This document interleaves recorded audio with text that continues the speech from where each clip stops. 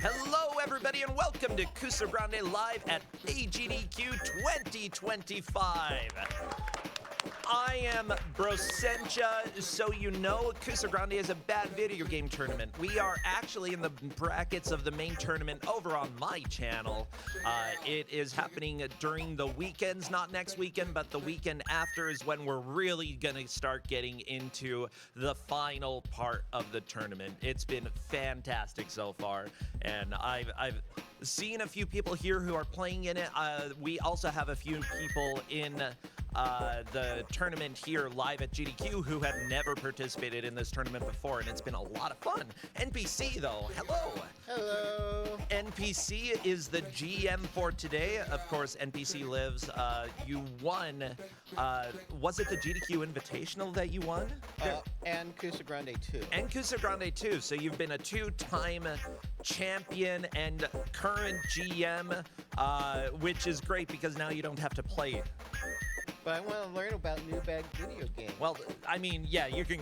Well, guess what? Part of the fun of Kusogrande is that first off, I make players suffer, and second off, people who become GMs think that they're making other people suffer, but then they have to play a bunch of games to try to find the right ones to give out, so they suffer even more than the players. It's my perfect plan. As a rule, never get Jeff XVX. Speaking about rules, we got No Rules Get Fat here. Yeah, with Gunstar Heroes and Z-Surf, who are battling it out, trying to make progress. Actually, have either of you played in Kusogrande before? Like, you did Kuso Live, right? Yeah, you were talking about Frantic Flea and the nightmare that was. Gunstar Heroes, you're a newbie here, right? I love having new players. Well, go ahead, pick up your controllers because we are going to get started in 3, 2, 1, go! Best of luck! And don't worry, you get to learn about Coco Soul Puffs. Coco Soul Puffs. No Rules Get Fat. NPC, what do we have here? Well, we have this guy, and he's on a skateboard that controls pretty badly. Jumping isn't fun in this game, as they're going to be learning about in a little bit. But the one nice thing is that they have 12 hit points. But if you fall into the rebar like that, it takes you down to 0 hit points. So I would not suggest kids doing that. Yeah. One great thing about this is that while this is a skateboarding game, it's actually a platformer with probably some of the biggest platforming crimes that you can see. We have had fall damage. We have had instant death. This is level 1. And already we are down to 1 life. However, despite how cruel it is, there is one saving grace in that there are unlimited continues. Thank you so much, developers of this game. Yeah, that in my opinion, it's fine to make games that are brutally difficult, like Super Meat Boy is extremely difficult, but very kind when it comes to continuing. In fact, you can just jump right back into it. Yeah, but with Super Meat Boy, the levels can be short or a little long, but they have ways to go in this. I guess we're gonna find out how long these levels are. Okay, well, we're skateboarding and shooting aliens, so what is the plot? What do we know up to this point? One-Eyed Jack was eating cereal, and then yeah, and then the aliens just wanted to take over the place. Okay, that's it? Yeah. Oh, okay. Yeah, well, pretty much. You're expecting like this big plot here. Gunstar Heroes currently sliding down and falling to his death. Yeah, just be careful. You can't fall too far. You can fall, but not, too far. Yeah, so one thing that has been explained to that. No! Double rebar death! Oh, no. You hate to see that happen. Yeah, with that said, I think that was 2 game overs simultaneously. Welcome to No Rules Get Fat. I hate this game so much. And I speedrun this game. Yeah, you hate it though, right? Yes. Okay, yeah. It's like you're watching them trying to move, and you're like, is it really that hard? And it's like, yes, it is that hard. Don't make skateboard platformers, okay? This is my recommendation. Wally Bear and the No Gang, crime. Bad. That's also a skateboard platformer. Sunday Fun Day, about Sunday school, bad game. It's also a skateboard platformer And for it's some also reason. a game I speed run. Oh yeah. Wait, you only skateboard games? Well, speed runs the debt. Okay. He doesn't have a skateboard. It has a minecart. It counts. Okay. Now, Gunstar Heroes taking a little bit of fall damage there. If you fall a little bit, you don't die. You only lose 1 bit of health. The health, by the way, is at the top right of the screen. The little... Yeah, it is. I don't know. Cocoa Puffs. Those are the Cocoa Oh, they're the Puffs. Cocoa Puffs. Okay. Of course your health is Cocoa Puffs. Why wouldn't they be? Yeah, that's the sugar bomb Cocoa Puffs. So Yeah, I hope you all enjoy this music because I don't. But it's going to be here for a while. I do appreciate Gunstar Heroes just slightly going to the edge to make sure that they do not fall off the side. Yeah, one thing to note about this as well as you're watching them play is that while this is a race, you have to gauge risk versus reward. And the players have been informed that, you know, there are various records that they can collect throughout the levels that will be health for the boss. Also, this is a race, but there's no timer on the screen, and because of that, you would need to judge, is it worth going fast or is it worth having consistent progress? There are some cases where even going slow, it's going to be very difficult in this game. There are some cases where you can go fast. It just really depends on what is happening at that point. Ooh, we've got a little weird orb at the top left of Gunstar Heroes screen. Yeah, so as I told them before, it's either the L or the R button because I totally remember that information being a GM. That And being a speedrunner of the game. Okay. that the blue orb is invulnerability for a few seconds, and the white one that they can grab will stop time. Okay, so wait, stop. There's no timer. No, but it stops enemies. Oh, enemies freeze. Okay, gotcha. So yeah, that's very important.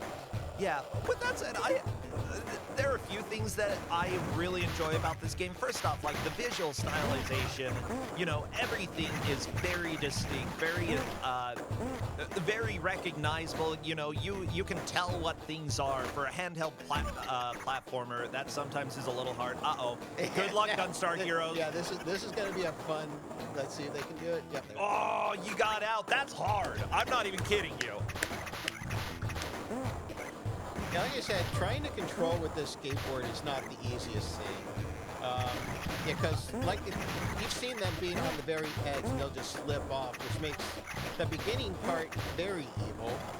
Should I explain to them how this came into Kuso lore? Yeah, why is this even relevant to Kusogrande?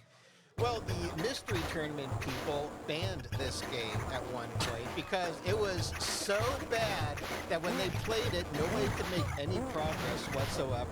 Hey, guess what? It's not that hard. It is.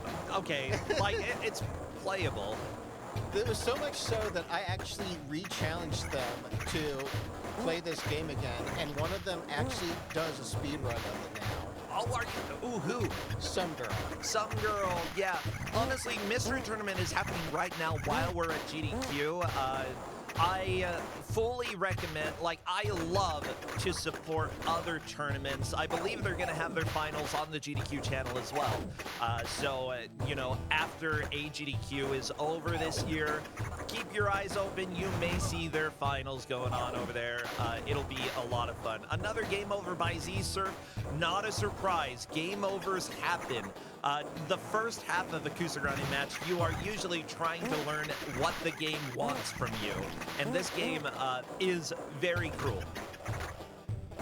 Yeah. Yeah, now the risk reward of trying to jump and then, Yeah, this is a game that I would say pulls no punches. It is here to brutalize, it's here to destroy souls, and honestly, the players are making a fantastic amount of progress so far. We probably will see a boss, I'd say maybe in the next 5 minutes. Yeah. Yeah. We're getting close to it. I think. Like they've been making solid enough progress. The thing is, even if you do die and get a game over, you don't lose the knowledge that you've gained of the level. You already know what the layout is, and because of that, you have a leg up when you are getting back into it. So, you know, it's easy to start feeling frustrated when you're playing, but it's important to remember if you're struggling, the other player is probably struggling. And if you are falling behind, or if you feel like you're falling behind, you probably are not. You are both having a hard time. Just do not worry about the other player. Focus on making a little bit more progress yourself. Yeah. I'm just like on the edge, just wondering if there's going to be an accidental fall into the rebar. I mean, there's always an accidental rebar. Okay, my gosh. Hey, everybody. I had my first decent night of sleep last night since Thursday, which is fantastic. I hope I managed to... Oh, no! Z-Surf! What? Okay, that just a little fall damage, not a big deal. Were you scared there? Well, like, while you're sliding down handrails and it looks like an auto section where you can just go back and forth, I didn't expect fall damage in the middle of that. I expect fall damage everywhere. Okay, let's see how Z-Surf manages to navigate the pit here. Okay, this is fully expected. Yeah, and Z-Surf will be able to get out of this. It may... Oh, that was fast! And Gunstar Heroes is on to... Hit the first boss. The first boss. Z-Surf probably getting a little bit close as well, so this is going great so far. Oh, look at the alien. He's jacked. Oh, baby. Now get ready for some Dance Dance Revolution happening here. Such a, yeah, very, very intense minigame. Oh, good job getting a hit on the boss. Yeah, so how does this work? So with the Dance Dance Revolution section, you're going to hit up, down, left, right to however the game wants you to. And then you have to hit the A button for it to accept the fact that you're doing damage to the boss. Yeah, in previous matches, we often in Kusogrande go in without giving too much information to players, and because of that, in years past, we've seen people make it to the boss, push the various inputs, and then nothing happens. Because you have to push A at the end, which doesn't show up on the screen. This time, we told the players because we're like, we actually want to see progress in this game. It's like, we want them to have, you know, a little bit of a fun time, right? I mean, fun-ish, you know? Yeah. Apologies to anybody who had to play Ice Age Adventures 2 yesterday. Yeah, Alara and, oh my gosh, and Liz Star. Yeah, I mean, Liz Star deserved that. I'm not sure Alara did. Oh, especially since she got me my medical device and then we gave Ice Age Adventures 2. I'm like, oh. With that said, actually, we've got some wonderful prizes that we're giving out for Kuso Live. For the grand prize, a prize that was rejected for the main marathon, Kevin Costner's Waterworld on Laserdisc. Yeah. See, I told you, people clap for this, and I don't know why, but they do. Second place. Waterworld's a great game. Second place will be getting a handheld bootleg console from the CVS machine downstairs, which I still haven't purchased, but I will later. And finally, third place will be getting, and by third place, it will be by decision. It's a little bit weird how we're going to be doing that, but they will be getting extremely accurate birds. I have been banned from looking at this calendar for the rest of the tournament, though. Yeah, I wonder why. Well, because I was paying more attention to the calendar than the game yesterday. Yes, you want to pay attention to the game. Yeah. Now, you were right. This music is better than the stage music. Oh, Gunstar Heroes taking a little bit of damage there. But I did tell them that those records are your life bar for the bosses, so that's why, you know, you want to collect one more record and one more hit point. Yeah, now, mind you, this looks like a simple DDR game, but at the same time, the notes don't line up with the arrows. And there we go, the boss is down. Oh no, ew. Well, okay, he's dead. That's fine. They're trying to take over the planet. You're One-Eyed Jack. You're trying to help out, and you know, I actually think that there are a lot of good things about this game. It's having grown up. What's that? You say that? Well, just like. Well, never mind. So you thought that, you know, platforming was good or bad in this game. Now imagine it with ice physics. Yeah, skateboard with ice physics. That's a snowboard. Yeah. Snowboard, yeah. Because they stole his skateboard, so now he's on the snowboard. Well, I mean, convenient that they put snow down after they stole that. Ooh, we've got the invulnerability for half a second. That's great. Yeah, and it's not so helpful casually, but the speedrun is so useful. Yeah, with that said, that was actually a pretty timely death. Like, dying early on in the stage is one of the better times to die in this game. I think that... Well, especially because they had, like, one hit point. Yeah. You're not getting far with that. Yeah, while you can learn a little bit of the layout, like dying early is fine. Z-Surf has a little bit of a setback and is going to have to do some backtracking, but I still would not put him out of this at all because Stage 2 is here. Stage 2 is horrifying. I will say Stage 2 has, if you thought that trying to get out of the ramp was hard, there's one part that's going to be, I'm not going to spoil it, but a true test of their platforming ability. Yeah, we're going to call it the jump. And the last time that we had this on a Kusogrande, I think both players made the jump the first time, and I died. Yeah, that I was like so upset because I think everybody struggled with that jump, and they just made it look so easy, like it was nothing. Yeah, we specifically put that in a gauntlet one time because of how freaking hard the jump is, and then they did it first try, and I'm like, how dare you? How dare you defeat this game?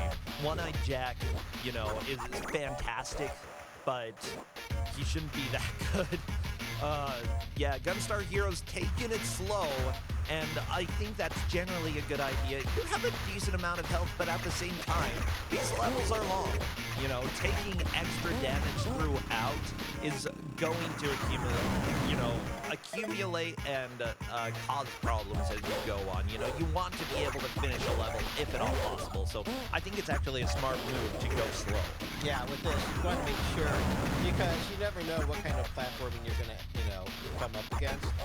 One thing I didn't explain to him are the many slingshots that you get along the way. Yeah, what are the slingshots that you get? Yeah, if you press pause, you can switch slingshots, but they're, in my opinion, useless. But some can, like, deal extra damage, some are bigger shots. But, yeah, the best one actually is, like, this massive shot, yeah. Sorry, I'm watching Gunstar Heroes. Yeah.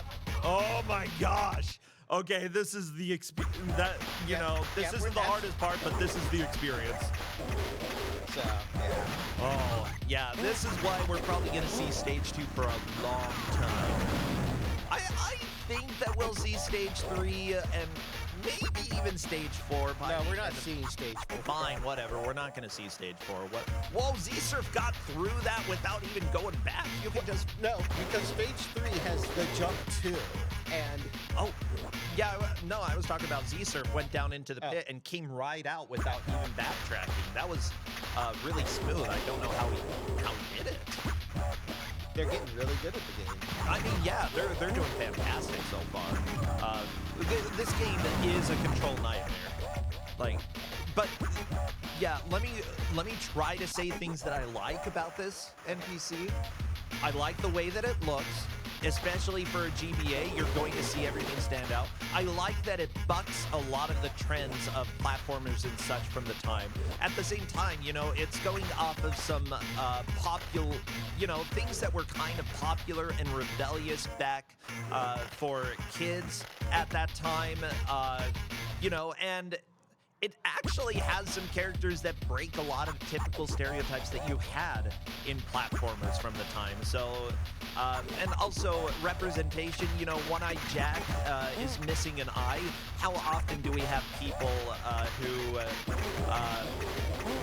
have a little bit of a disability that you're playing as a main character? It doesn't happen too often. I really appreciate that. Fun fact, he's supposed to be, have the left eye is The right eye is supposed to be the one eye, but if you see him turn left and right on the screen, his eye is magically there both ways. I mean, quantumly linked eyeball, you know? It's complicated. Hey, you want to know what else this game did that no other games did? What?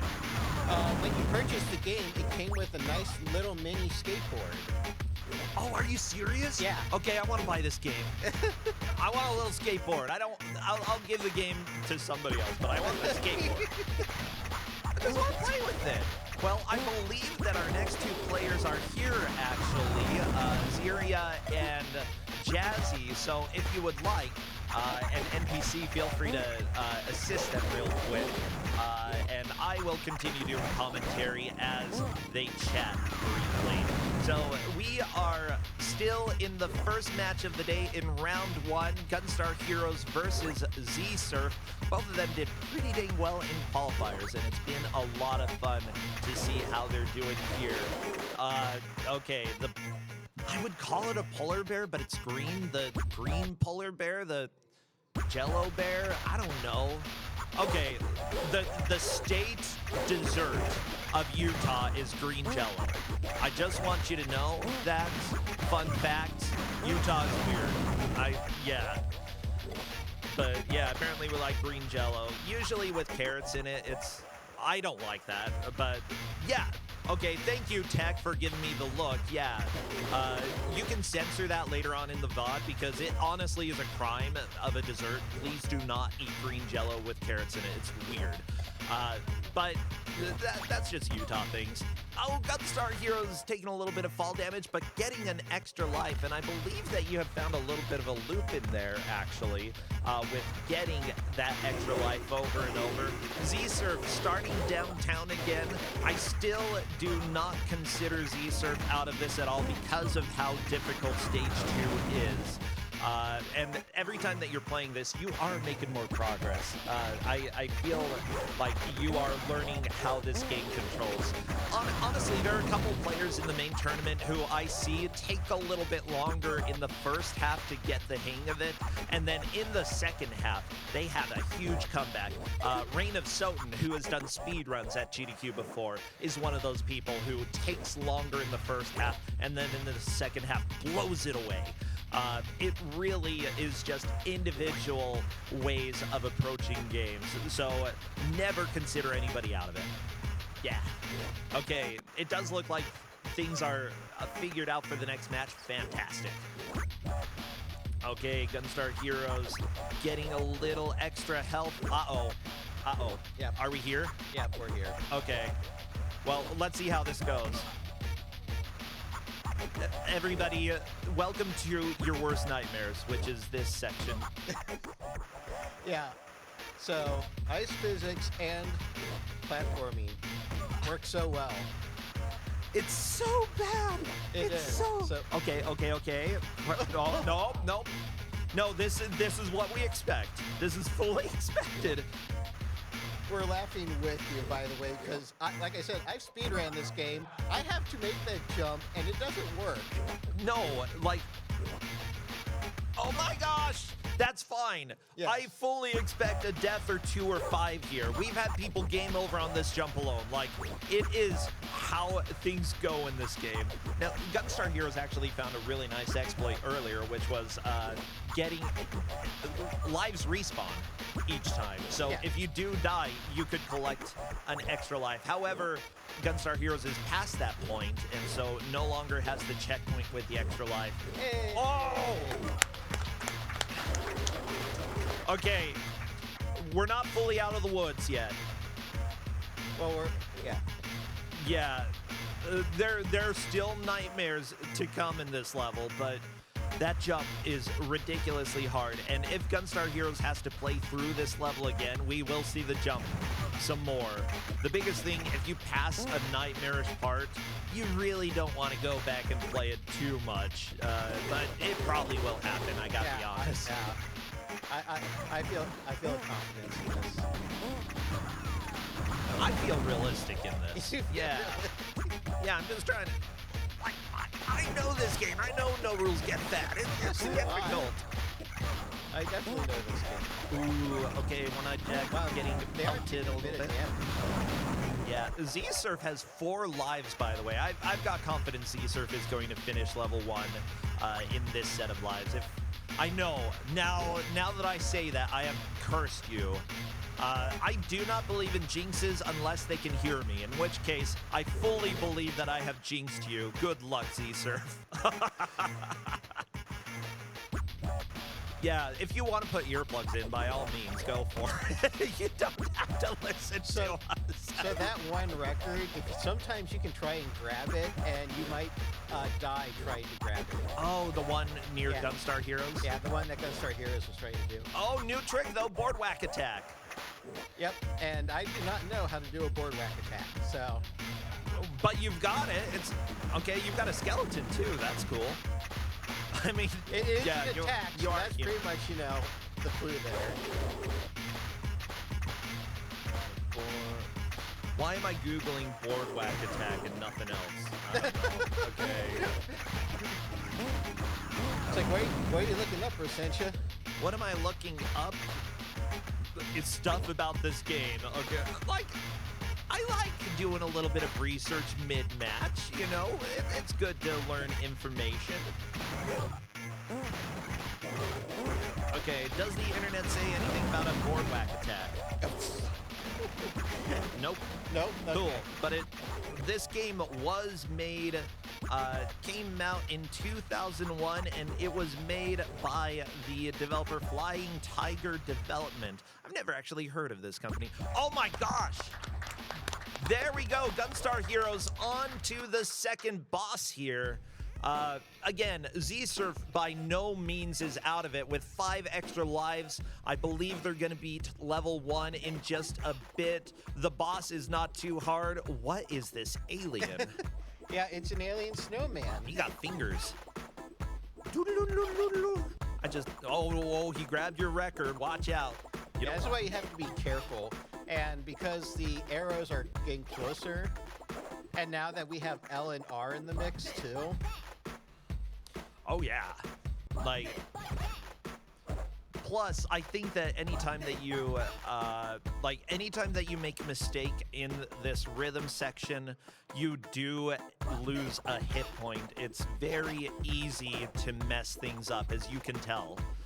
Here, but at the same time, it's a checkpoint. Even with a game over, Gunstar Heroes will be starting on the boss again.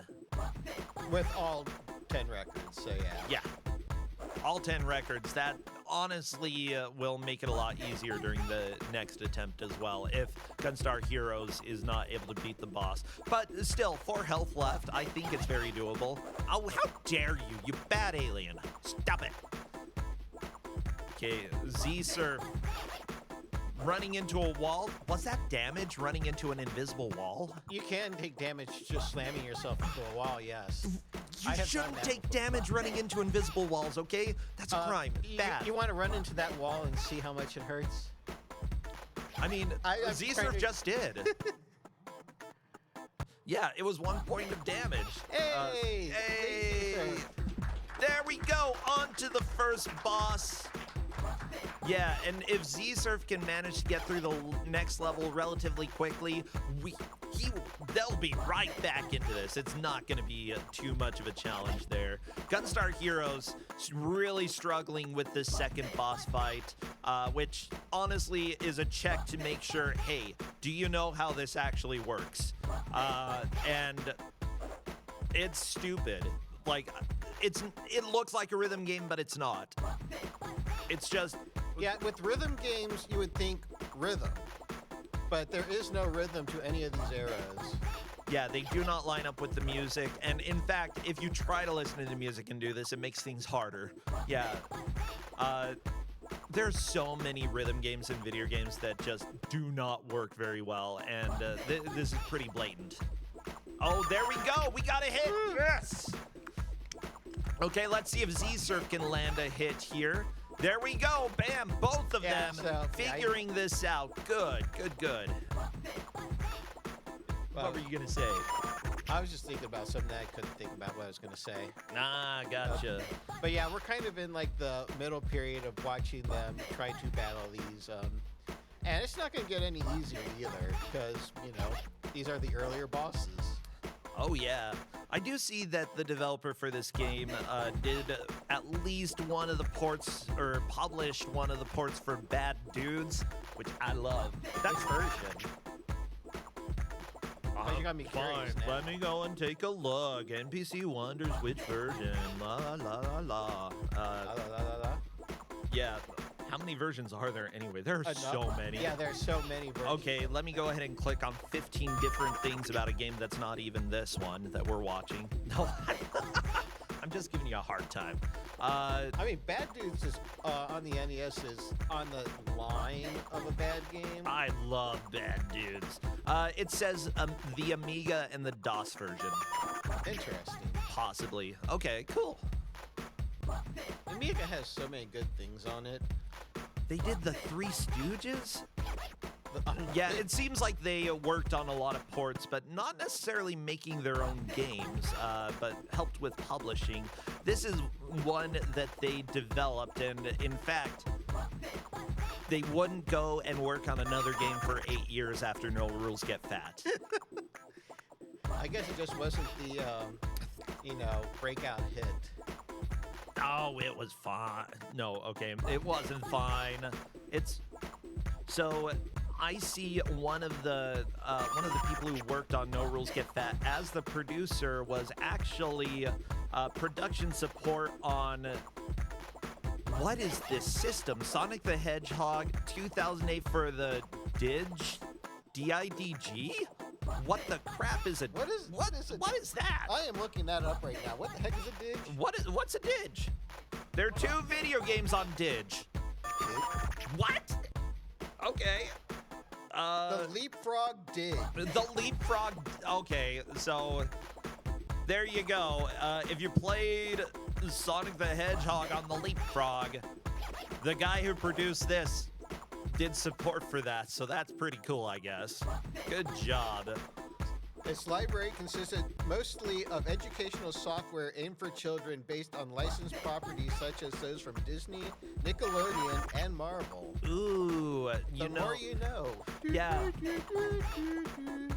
The producer also worked on Home Alone 2, Lost in New York, Disney's Tailspin. I'm not sure which version of that, but then again, there are multiple. There we go! Gunstar Heroes through the boss! And what was that? Cool, we are half an hour in, 20 minutes remain. Gunstar Heroes on to level 3. Z-Surf gonna kill the boss right here. Bam! Watch him explode! Blah! And progress by both players. Gunstar Heroes is not beating this level. I think I can pretty confidently say that. I have some confidence. I'm going to take back what I said. I believe they can get it. I feel the reverse now. I said we're probably going to see somebody complete it, but I don't know. Maybe we'll find out who's We'll right. find out. Yeah, you want to bet? I'm not betting. No. Can I look at the calendar if I'm right?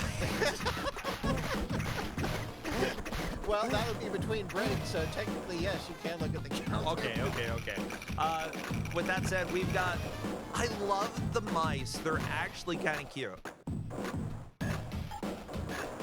Yeah, there are a lot of times with video games that we know that development had some issues, and that's probably going to be the case with this game, but I never want to say that the devs were a problem here, because oftentimes they were working with constraints. They only had what they had when working on it.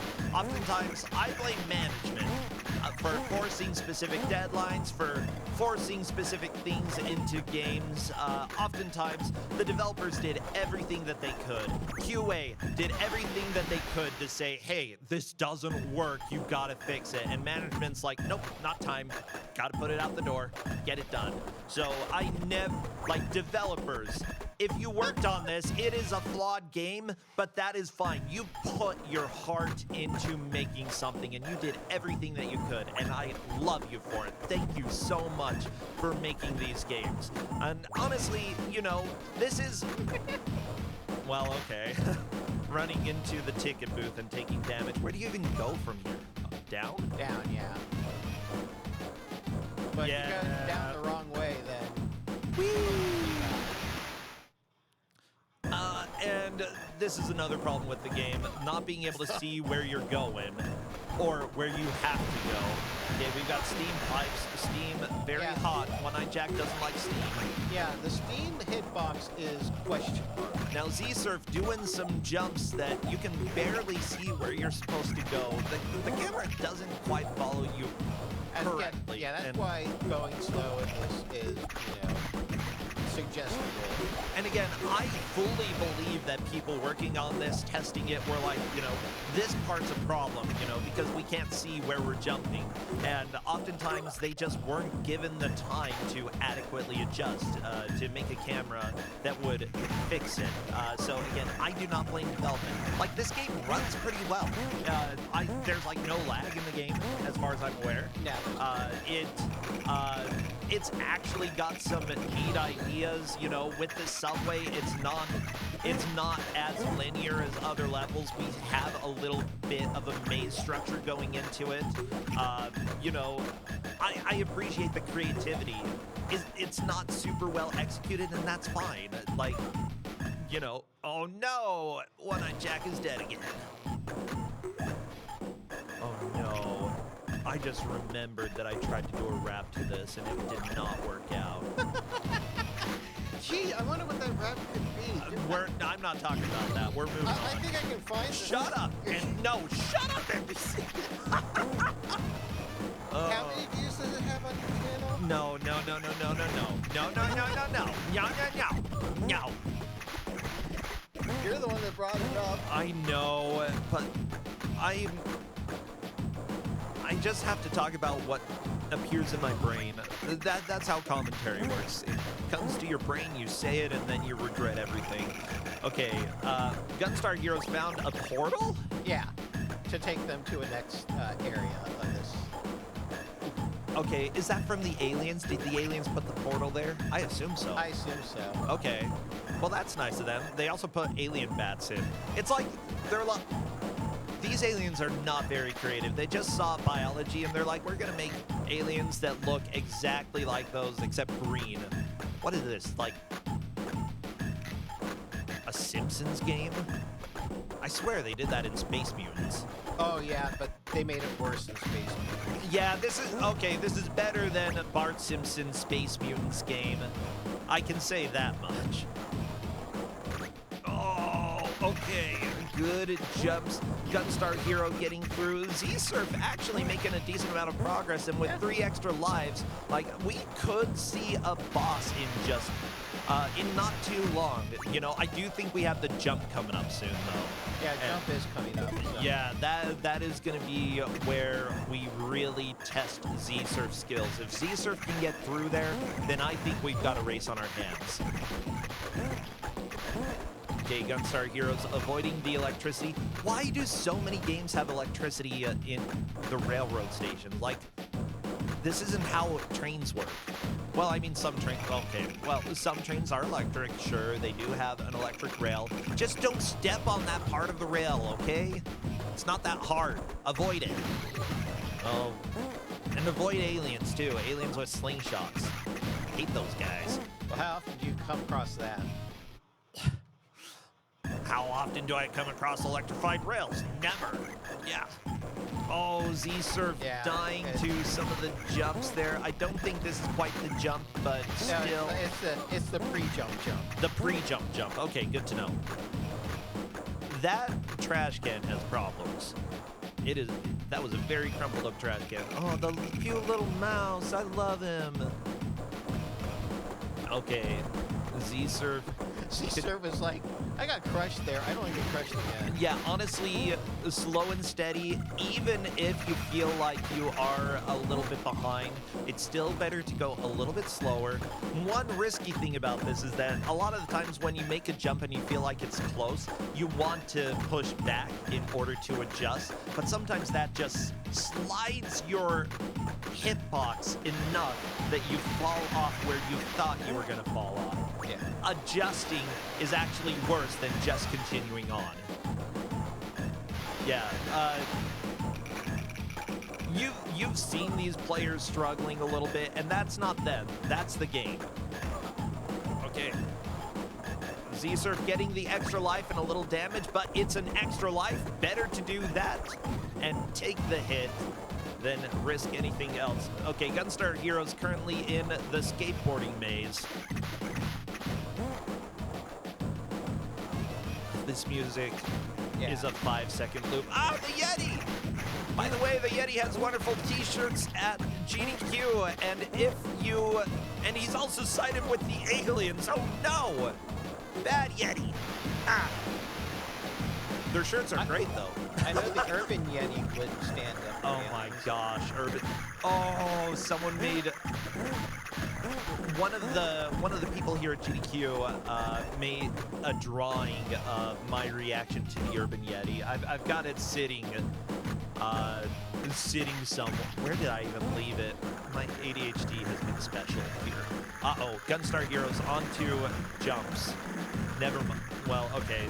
Yeah, this section is legitimately one of the hardest sections of the game, in my opinion. So that's why I called the jump part 2, because there's nothing easy about that section. Yeah, when we get back there, that was a game over for Gunstar Heroes, back through the entire subway, which opens up the chance for Z-Surf to catch up. We'll see what Z-Surf is able to do. We do have the jump coming up in just a little bit, though. The pre-jump jump. The pre-jump jump? Okay, we got the pre-jump jump coming up.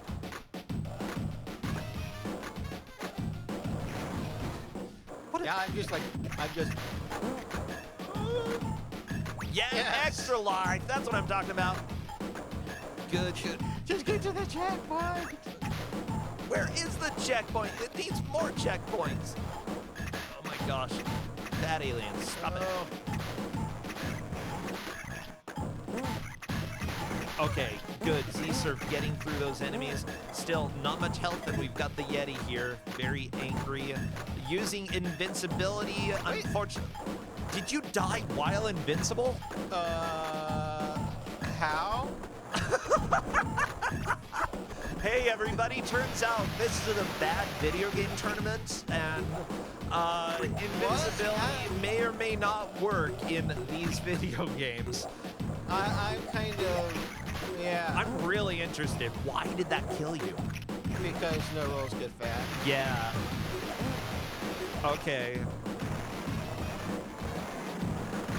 I mean, even though this isn't the main stage, that's never happened before. As far as I'm aware, you know, there are weird things in some of these games. And sometimes you just die while invincible. I don't know. Gunstar Heroes currently on the electrified rail, luckily using invincibility in order to try to avoid taking some damage here. Very, very nice. Z-Surf onto the Yeti with a significant amount of health here. They're doing a fantastic job conserving life. Oh no, Gunstar Heroes! No, death by falling. Okay, what? The hitbox was still there? Yep. Okay, that Yeti has a the terrible Yeti hitbox. was completely stopped, was not moving, but still hit Z-Surf. This game is a nightmare, I swear. Okay, a little extra health, that will really matter because we're getting to it. Yeah, we're getting to the jump, so... We're very close. We're getting to the actual jump. Z-Surf getting out of the terrible bowl. Bowl number 2. Ah, good job. And now it's jump time. Okay. I told you, this part's hard, everybody. Like, it's ludicrous. Yeah, it's like you have to get the one jump, turn around, and then do the jump on the way back. This is fine. This is exactly how it goes for everybody except for those 2 people. I swear. Because even though I speedrun the game, it still goes like this. What? How? You were moving forward and you fell through the platform. What? This game is so bad. Why? Why? Why are you like this? No rules get fat. Why? Why? I'm so angry. Okay, on your behalf, I am yelling at this game because I just don't understand why it's got to be like this. Why? Come on! We apologize for the yelling and hope that there's a sound limiter. I don't care. Whatever. Church and Sarge, when you're editing this video, I hope you enjoy me shouting into the microphone, okay? Censor me as much as you want. You can just put beep, beep, beep. That's fine. Wah, wah, wah, wah. Yeah, make me sound like Charlie Brown's teacher. Wah, wah, wah. Oh. That is a death. That is fine. Fully expected to have at least one death during the jump. Unfortunately, the checkpoint is after the extra life. Yeah, so, yeah. Yeah, we do have another life to try this, though. I'll pay attention to Gunstar Heroes, though, so that I take the pressure off. Gunstar Heroes you can't stand looking is at that, can you? Well, no, I just, like, maybe if I'm not paying attention, it'll go better. Gunstar Heroes going down through the subway, across the ramps, and there we go, the jump! All I had to do was not talk about, oh, what? Oh, no! No! Okay, well, that was special. That's not the jump you were supposed to do. Actually, I've seen multiple people die on that section right there. Many, many times. I like that you got launched into the wall, though. That was pretty cool. Yeah. I don't think I've seen that before either. I haven't seen that. Actually, I take that back. Falling into the Gunstar Heroes on the terrifying sewer section. Okay. Good. Is that... That was the jump. That was the jump. Very, very nice. That sewer pipe does not have a lot of give to where you can jump. I think those are legitimately some of the hardest jumps in this game right there. But, you know, Z-Surf getting past the first difficult jump. Ooh, double ollie. Yep, and they immediately found out what that does. Yeah, I think that's probably the most important upgrade yet, huh? That is the only thing you need in the speed run. Sadly, they, wait a second, did they actually hit a checkpoint? I couldn't remember. But yeah, the double jump is incredibly useful and incredibly terrifying at the same time. Oh, because that just means that you can fall even higher if you jump too high and can die easier. Yeah, with a game that has fall damage, double jump is a blessing and a curse. Okay. Ooh. Ow. Ooh. That's okay. That's okay. Everybody riding a skateboard has fallen like one-eyed Jack before and lost a life. It happens. Lost a life. Yeah.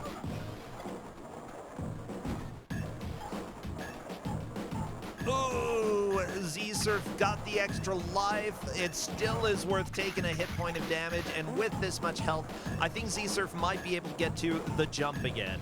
Like, again, every time that I've seen the players play the level that they are on, they make more progress. They're steadily getting better and better, which is important.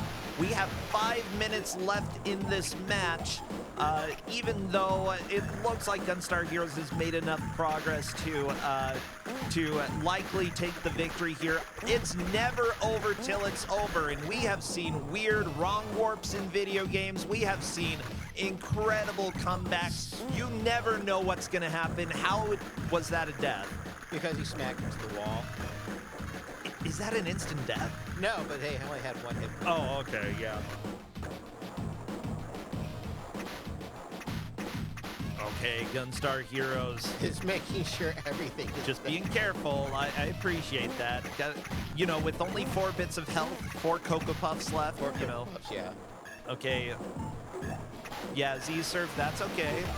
Z-Surf knows more or less how this jump works, but again, even when you know how it works, it still doesn't work. It's stupid. Okay. That is Come on, fine. you I'm can paying do it. attention to Gunstar Heroes. I'm not paying attention to You can do it, Z-Surf. No, let's not pay attention to. Well, yeah, he can do it, but let's not pay attention. Hey, there we go, and the good. jump is done. Fantastic job for both of you, and Z-Surf got past the second death jump right there. Good job. We're going to see boss number 3, which is this guy. There's a little alien inside a robot. That's so cool. Look at him go. Doing a little jig. Woo, woo, woo. Yeah, you were right. The boss music is better than the basic music in this game. I gotta be honest. Yeah. It's one of those weird things that something was improved, but weirdly it's that. Do do do Do, do, do, do do, do do, do do. do do do do do.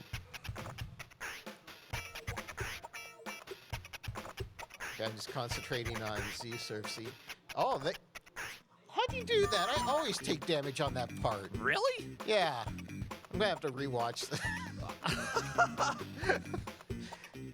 I mean, that's the wonderful thing. GDQ has actually been on top of getting VODs up. The VOD from qualifiers is already up on YouTube. Thank you so much for all of the help. The volunteers behind the scenes, Nux here, who's running tech, has been fantastic, making sure everything is working. I think Nux kind of enjoys the suffering as well. Oh no, One-Eyed Jack, no! Yeah, but the thing is that when you're this close to, time, you just have to go for, running. Yeah. I love the jumping jacks, and then he just kind of does a little wiggle. Woo, woo, woo. Yeah. Yeah, but it's not so intimidating when you see the little alien inside. I love the little alien. We are down to the final minute here. And the players are showing their fortitude by still playing. The thing is, the show doesn't stop until time is up. If somebody quit playing before then that is a forfeit. Gunstar Heroes, you gotta at least last for the last minute, because if you just stop playing, the win goes to Z-Surf, okay? And there we go, Z-Surf through level 2 onto the boss here. I love it. Like, this has been great to watch both of the players improving consistently throughout this game. And, we love to celebrate the players here because as much as we can joke about deaths and about pain happening, they're here putting on a show for us and suffering so that we can have fun. And I appreciate that. With that said, that is time, everybody. Give it up for our players, and congratulations to Gunstar Heroes, our victor in this match. Feel free to breathe. They both immediately pause, and I do not blame you. Well, that has been No Rules Get Fat, so Gunstar Heroes takes the victory. Z-Surf, I gotta ask you, feel free to pull the mic closer to you. That one over there. Yeah. Very shortly, how do you feel about this game? I mean, it's a little bit jank in points. I think it's actually kind of fun though once you get used to the movement and how the waves of enemies come and what you can actually jump on. Yeah. I mean, our theory around here is that just because it's bad doesn't mean that it's unfun. And there can be things that, the average person looks at and is like, I'm never going to play that. But once you're forced to sit down with it and actually get past the first few minutes of what you would never play, you get to the soul of the game. And there is actually a good heart to this. I think that what you said rings true there. Yeah, I enjoyed this, and Bongo from yesterday, and impressed that you got through a full another level. So. Oh yeah, Bongo is great. Gunstar Heroes, what about you? How do you feel about this? I think Skater Die 2 is worse, so it is not the worst platforming skateboard game. So it's got that going for it. I'll give it that. It's not Skater Die 2. But it does have like the worst rhythm game, like hit detection I've played in a long time. So Yeah, the rhythm game section, pretty bad. Well, Z-Surf, do you stream? And if not, any games that you're playing these days? What are you doing that people should know about? Yeah, I don't stream very often. I'm on the Mario Kart 64 leaderboard. Oh, cool. I'm Jed, and you'll find me because I'm the only Jed. I am on Twitch as ZSurf 2, but you probably won't see me there. And I've got a YouTube for ZSurf where I very infrequently am posting a Manufactoria playthrough, which is a logic game. Which one is it? Manufactoria? Manufactoria 2020. It's interesting. You have to kind of sort robots. A sorting that's what robots are supposed to do the sorting. But you're sorting oh my gosh. This is what happens when the robots take over, I swear. Well, seriously, a great job, and thank you, everybody. I love to help support the people who play here, so you are more than welcome to make friends, get to know Z-Surf, check out their videos over there. What about you, Gunstar Heroes? I'm infrequently streaming, but I stream at Gunstar Heroes. There's actually a big retro event in a week and a half next Monday that I'll be participating in for Jankuary. Jankuary. Just a celebration of Jank games, and I will be playing the entire Rhea Systems collection, which Rex Ronan is getting speedrun tonight in Awful Block. You do not want to miss Rex Ronan. That will be an incredible speedrun. We had that as a race yesterday, and actually one of the players beat it during Kusogrande. That's awesome. Yes, so Rex Ronan, you want to see that in Awful Block. It's going to be a fun watch. Yeah. Jankuary happening over at Gunstar Heroes. Well, yeah. One more thing, I just want to mention that PA Kart Meet for Mario Kart 64 is coming up in 2 months, so if anybody is in the Mario Kart 64 community and wants to join that, reach out. Cool. Yeah. PA Kart Meet coming up for Mario 64. Yeah, well, it's in Pittsburgh. I'll say one more thing since we're both local, it sounds like. Okay. If you want to come talk more janky games, I actually have a store that I own out in just about 10 minutes from here called Arcadia Collectibles. You can come. Yeah. Oh, are you serious? Yeah. We were planning on visiting you. Yeah. Well, you can come play on the back CRT Trinitron, and we can play. I don't know. I'll bring my copy of Captain Novolin. Well, hey, I speedrun Captain Novolin. Oh my gosh. Okay, let's stop because we got to call that good. Here. Thank you so much. Great job. We're moving on to set up for match number 2. Stay tuned, everybody. Use the restroom, grab a drink, whatever you need. Been fantastic helping out, and actually helped with the last Kuso Live.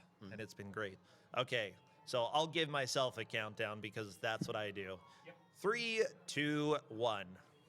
Hello, everybody, and welcome back to Kusogrande Live here at AGDQ 2025. I'm Brosentia, and the game master for this next game is also NPC. Woo! Although we are both a little intimately familiar with this game, and I know that a few people in the audience are as well. Yeah, I'm looking at you, Author Blues. You know this game. The Escape from Atlantis by Colored Dreams. Ziria Demon versus Draggy. Is it Ziria? Is that the pronunciation? Cool. You can always yell at me to correct anything as needed. With that said, are you both ready? In that case, we will start in 3, 2, 1, go.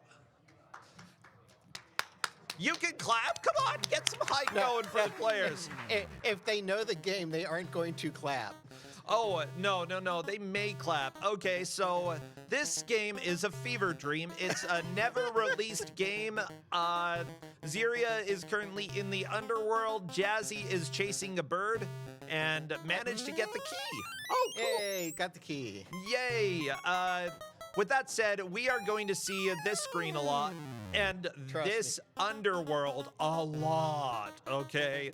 In fact, I'm not sure if I really want to explain too much of what's going on for a bit. Well, I mean, we're not right now in the lava section, so that's a fun section. Okay, Jazzy jumping into the lava, going to the underworld. Uh-oh. Okay. Yeah, they're running away from the Grim Reaper. Yeah, the Grim Reaper, definitely a scary guy. If you can hear the boops, the beeps and the boops in this game, They're a joy. They're absolutely perfect. Honestly, beep boop, beep boop, beep boop. Yeah, and so they're trying to figure out what they're doing here. So what is this game? What is Escape from Atlantis? What is happening here? You're acting like I know this answer. Okay, well, I mean, the thing is, you've played it, and I mean, it's just escaping from Atlantis. Isn't that the entire story? yeah, except Atlantis, isn't Atlantis underwater? Are you going to really put, a thought about that being the thing about this game? Honestly, it seems more like Escape from Pompeii, but they forgot what Pompeii was. Oh, Ziria collecting the heart. So what you're going to see is people going into the underworld quite often. When you would otherwise die in a normal video game, instead of quote-unquote dying, you go into a place, the underworld, where you have a chance to not lose progress. Of course, each level that you have here is kind of a puzzle level where the game's trying to get you to figure out what to do, which is why we're not explaining too much what's going on, as Snake just bit Jazzy. But when players are starting to make a little bit more progress, we will talk about what's happening. Ziria currently chasing that bird. That bird really wants to get away, though. Yeah, just imagine this as an escape room as far as a video game. Escape room video game. It is an escape. I mean, I probably will have to leave partway through in order to go work the escape room here. So this is like my job right here. This is what maybe I look like the beardy, No, Dragon Dark. Dragon Dark looks like this guy? Okay.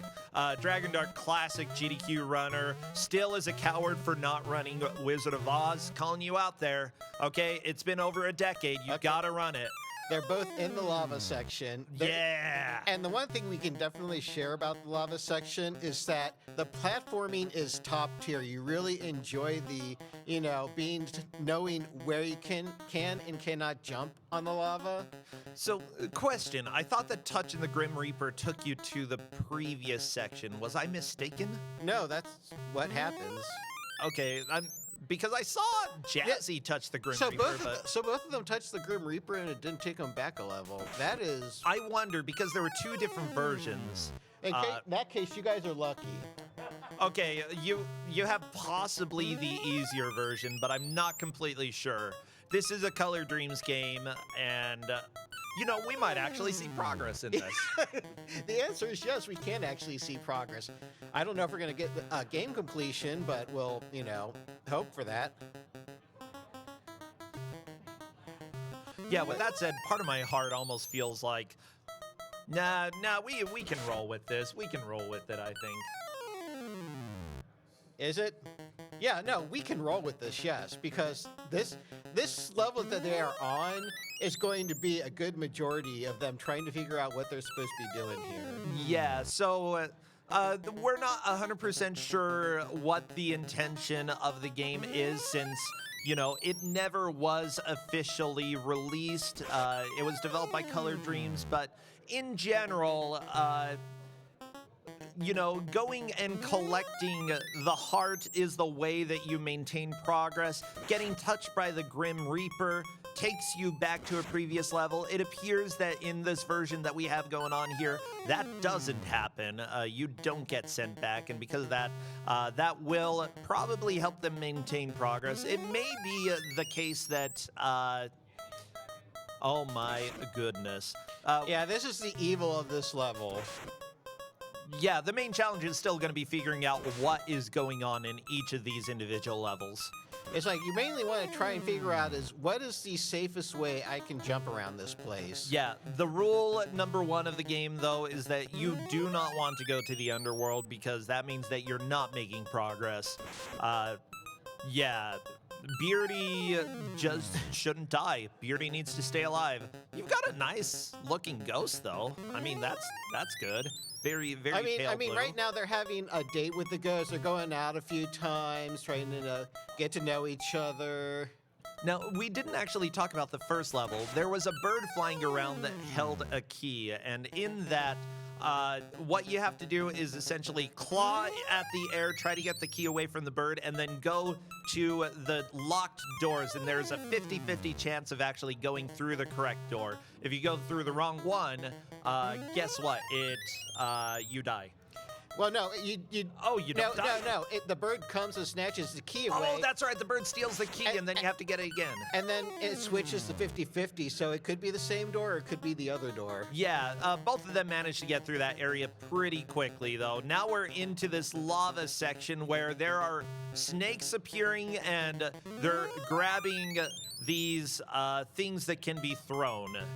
And figuring out what to actually do, it looks like Ziria tried to throw the bucket at the volcano.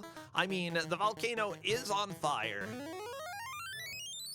But how much water do you think you would need to put out a volcano? I mean, I don't know if you can. Like, volcanoes are big.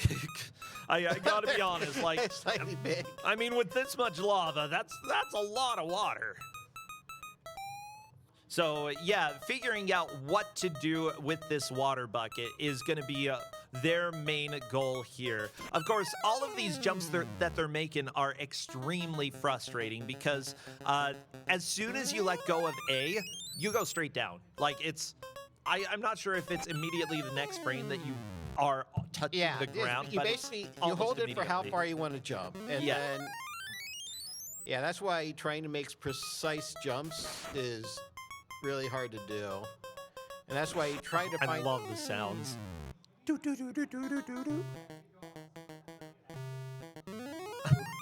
Yeah, I'm just like holding my breath. It's like...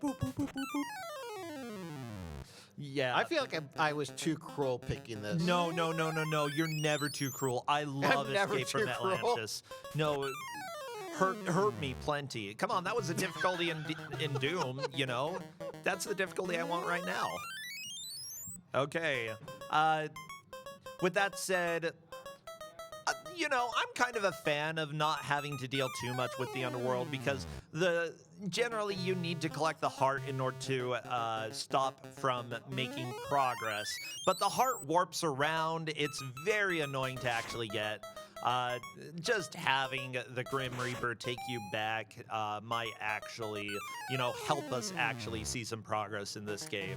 There is a chance of completion, though. The game is not very long, but the main difficulty is figuring out what the game wants you to do in each of these sections, and so much death. Yeah, if you try and play this blind, you are trying to figure out what the heck I was supposed to do. Yeah, so this was made by a company, Color Dreams. Do you know much about Color Dreams? Yeah, because I speedrun Menace Beach, and eventually they went the Christian route and changed to Wisdom Tree. Yeah, and changed Menace Beach to the game Sunday Funday, which is the skateboarding game about Sunday school. Yeah, that changed... Yeah, it changed the plot a little bit. I don't think you were trying to save a woman in that one. You were just trying to get to church. Yeah, you're just getting to church, yeah. Yeah, which is fair. So, Color Dreams was one of the brands that they had for... No. That was sort of their average level of game that came out. They had some other... Oh, yeah, that's right. Because there's Bunch Games, which was their games that they thought weren't good enough for Color Dreams. Yeah, so Color Dreams released some games as Color Dreams, and they're like, this is our standard. They released some games under Bunch Games, which was their subpar games, and then this game was neither good enough for Color Dreams or Bunch Games. But it's good enough for Kusogrande. And it's good enough for us. This game has been in GDQ before, though. Yes. Run by Dragon Dark, and it is a nightmare of a game to try to understand. And honestly, I think the players are already understanding why this game was never released. But okay, Ziria trying something new there. I'm curious to see. Jazzy might have done that. What do you think? Did that actually contact? Yeah, okay. that did. Okay, it looks like Jazzy may have actually hit.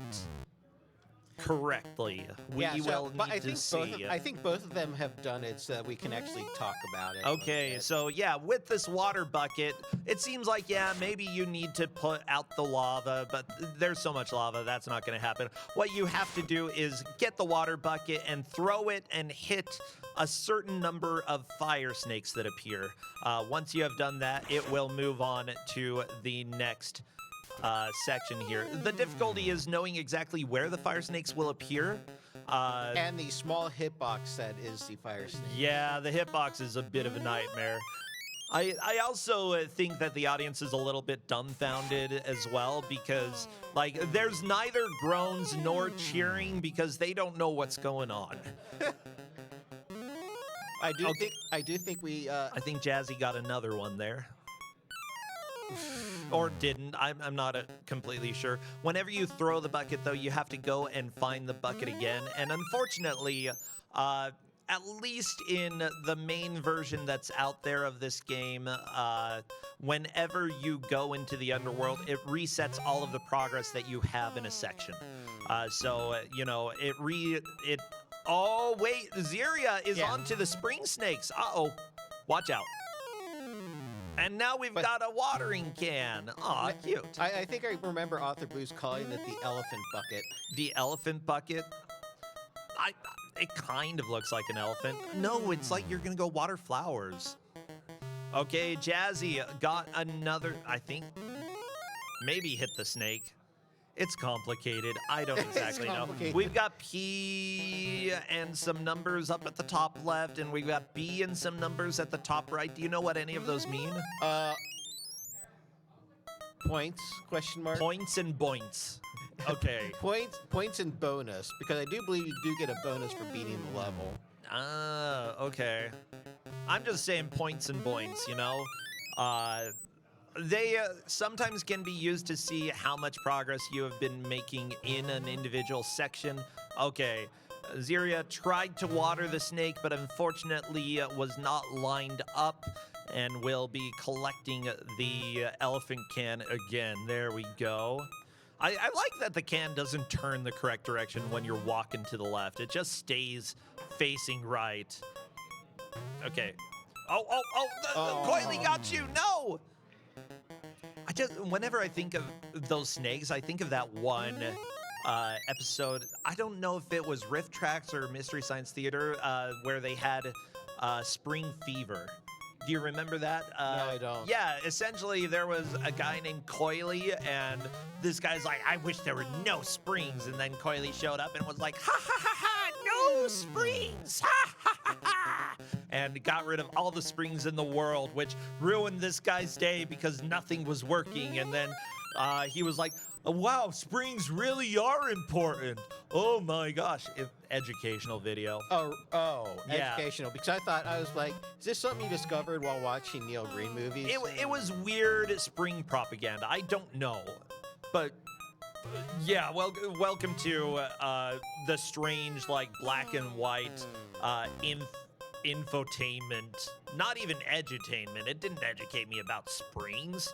I know springs are in watches. I know springs are used in cars. I know that if you don't have them, they don't work. Who cares? I don't. And springs are also apparently in Atlantis. And demonic. There we go. Ziria watered the spring, and now we've got this object. Yeah. Yeah, I'm not going to say what this object is. We'll figure it out.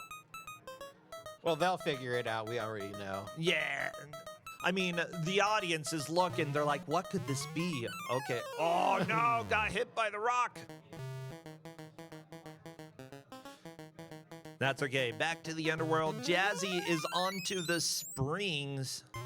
And we are 15 minutes in. Yeah, you know what? This is actually a good setup. You know, we gave a version of the game that appears to be broken in a positive way so we can see more of the game. I mean, to be honest, that's probably preferable because they would be on level 2 probably for like all of Most of it, yeah.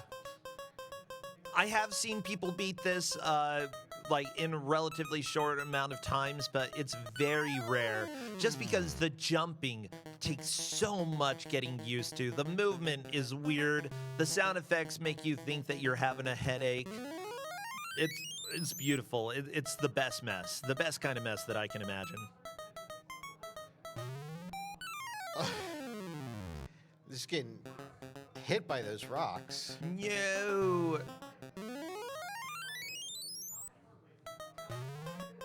Okay, Oh, jeez. Jazzy getting touched by the Grim Reaper again.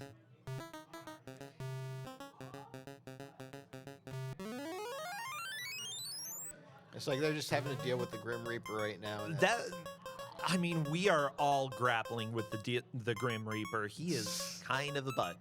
We've got a floating rock in the sky on Zeria's screen for some reason. yeah, I That's don't know cool. why. I mean, I was about to say I don't know why that happens, but then I remember that it's an unlicensed game. Yeah, then you remember this is Escape from Atlantis. I love the underworld, though. It's so pretty. Like, you know, you've got purple and blue in the background. That's what the 90s looked like.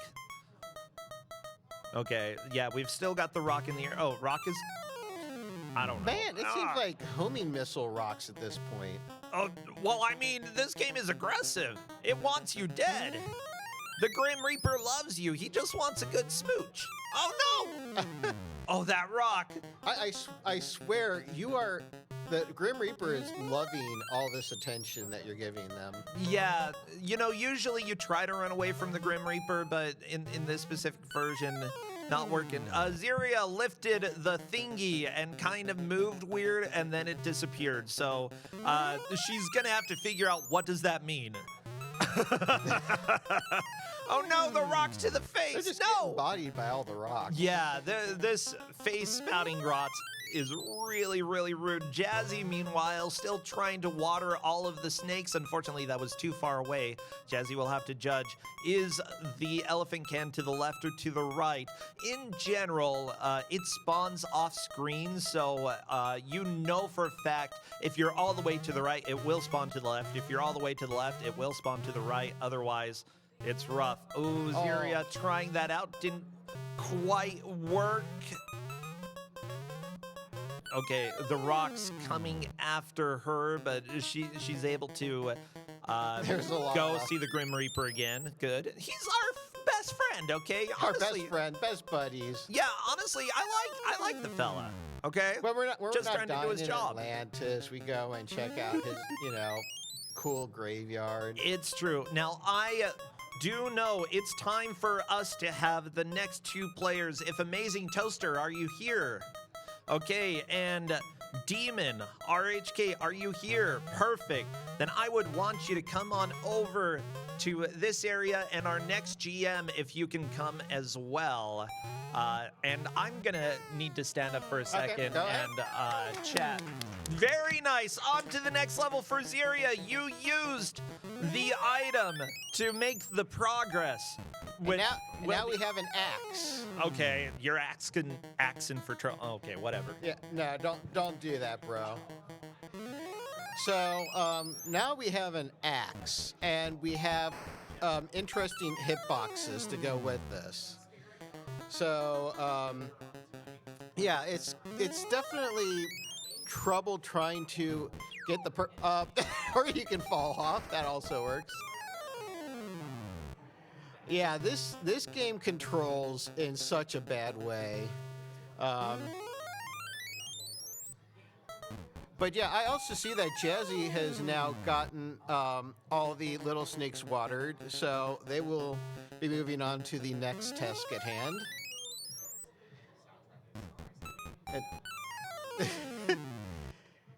So much wood that's coming at you. But yeah, it's definitely a testament of trying to get through this. And like I said, the hitbox is not friendly. You want to hit the log, but it's not going to let... Yeah, they are certainly enjoying that hitbox right now.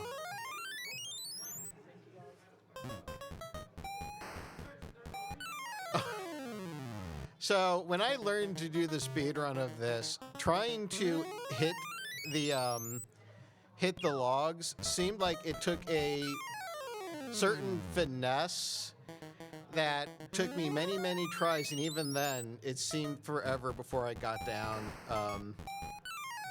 the pattern. But, did you want to... I was just about to say, you look like you wanted to come over.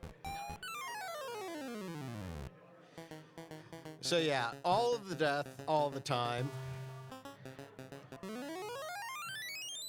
But yeah, we are... There you go. 1, 2. Ah. It's like we're almost getting to the point. There we go. Now we're both getting to experience the fun of... Whoa, Jazzy, what the heck? I'm making this seem like it's very difficult. You do it in one shot. What the heck? No, and now there is a bee flying around. So now we see a bee just casually floating, and so at least we have an axe to deal with these. And it also, if you can hear faintly the sound of hitting all the bees. And so yeah, this bee is probably the most difficult to hit. As you can see, it's doing circles around, and you don't know what's the proper hip. What'd you do? I just pressed A. Oh no! And you reset. What happened? Oh.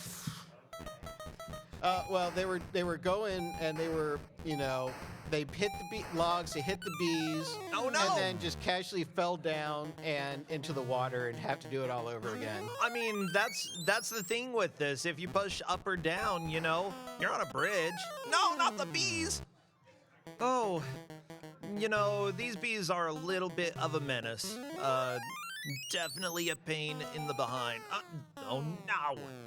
Bad bee. Wait, what happened to Ziria? No, they both got. Oh, they you got killed the first bee. They got the first bee. Good. Okay. Second bee. No!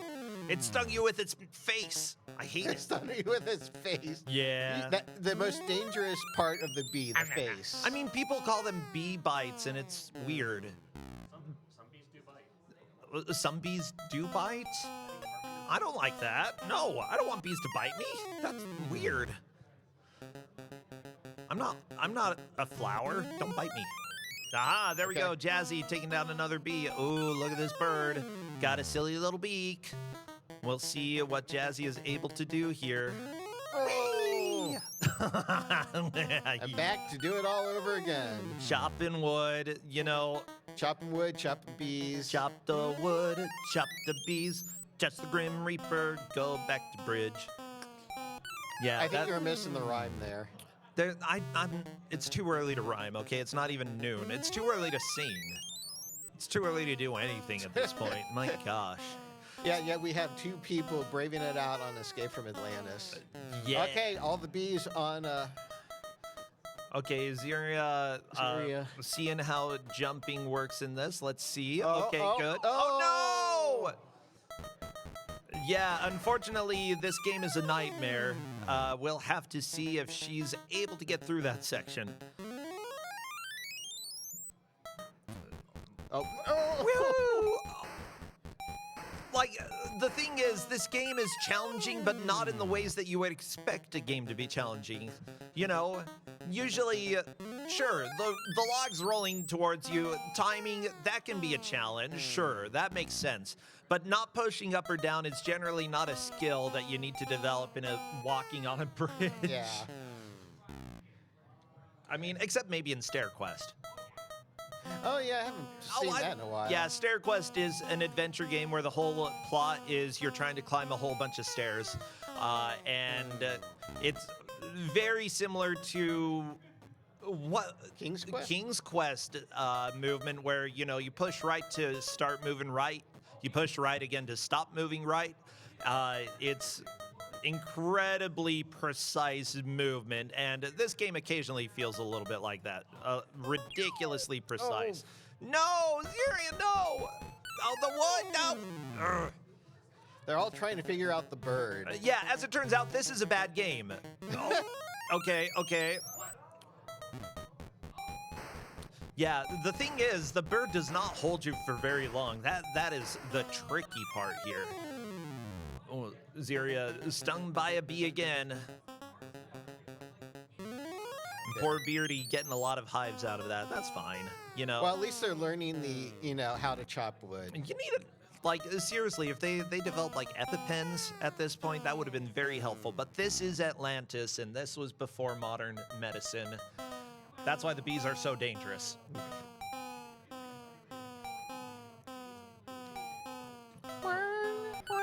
No!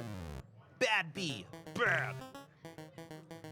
I want to punish the bees. Punish the bees? Yeah, by chopping them. Chop, chop, chop. Yeah.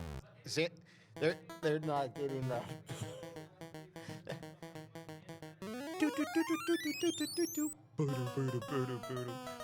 The way that the sound works, it depends on which direction you push, whether it's doo-doo-doo-doo-doo-doo or doo-doo-doo-doo-doo-doo or doo-doo-doo-doo-doo-doo.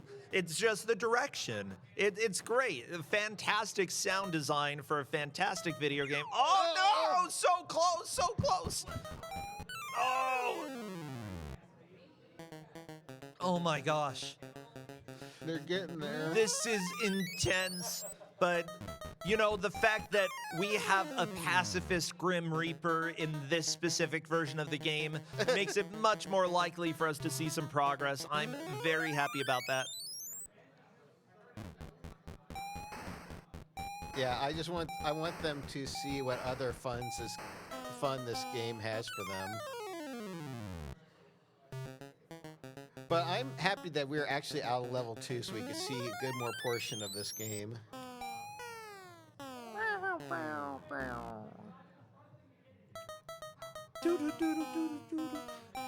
So what do you think the Grim Reaper talks about with them?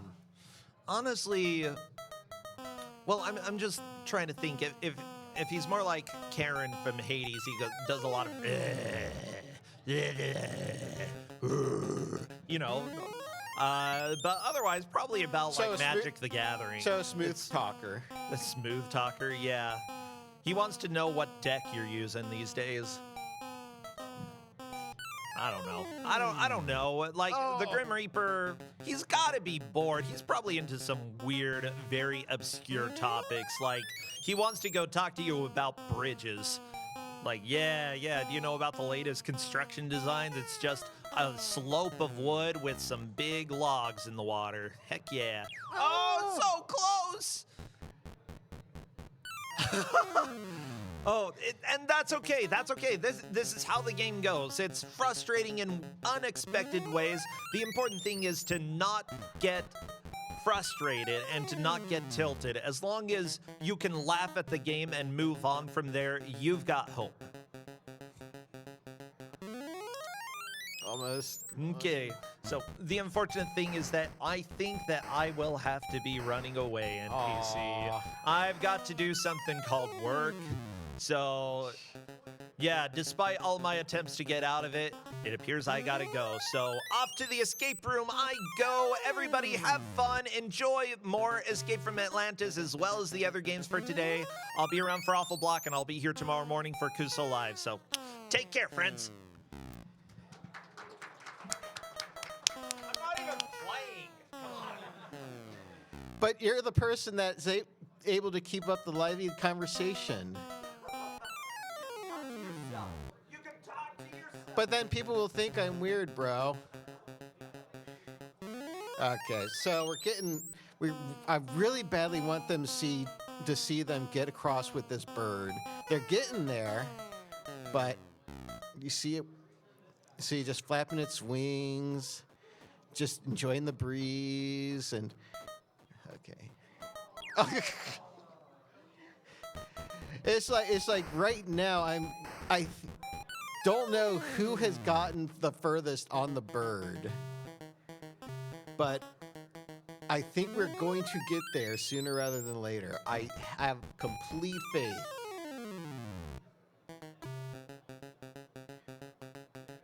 Come on, come on. We can do this. I have faith in you. Smack the bee with the axe. You know you can do it. Hi, Grim Reaper. How are you doing? Oh, I'm having a good time here. It's nice seeing you come visit me so often. Yeah, well, you know, this stupid log keeps hitting me, and every now and again, this bee keeps smacking his face into me. Well, you should do something about that.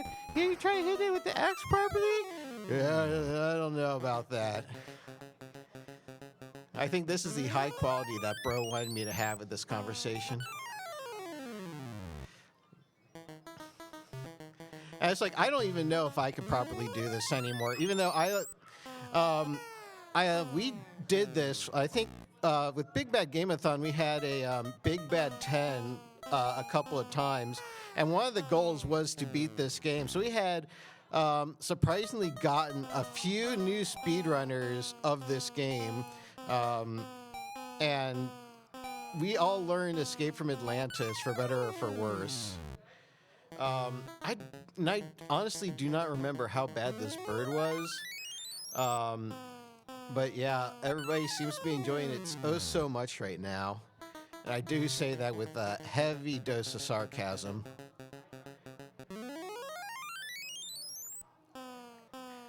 Come on.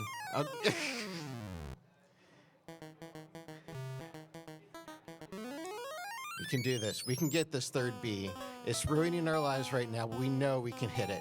There we go. Zeriad's got it. Get the jump. Get the jump. Hey! And now we have a whole bunch of burning things right now. And we have this thing that has 3 arrows on it that certainly they will figure out what you're supposed to do with.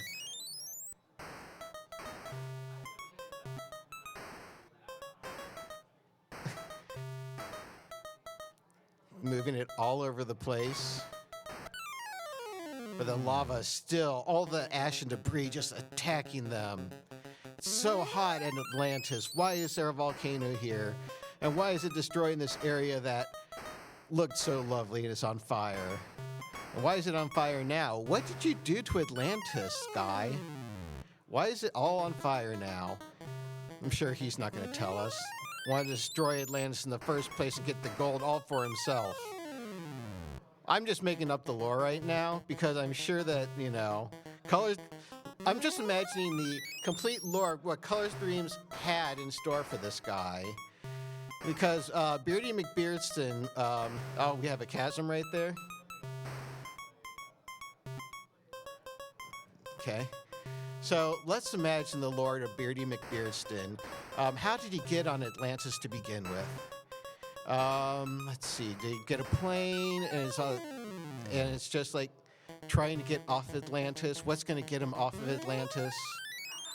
Jazzy's still trying to attack the bees, trying to get across this bridge. Zeriad's trying to... there's a cage that, for some odd reason, kills them.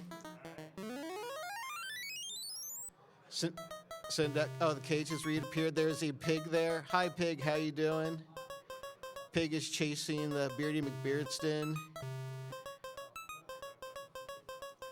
It's trying to figure out... The pig's still coming after... Oh, it's going super fast. Oh, got the pig. And so now we're looking around what we do next. What's in store for this level now? Okay, there's a spider and there's a ladder. Spider staring hungrily at Beardy McBeardston. Come on, you can dodge that spider. No, I don't think he... Thwack, thwack, thwack.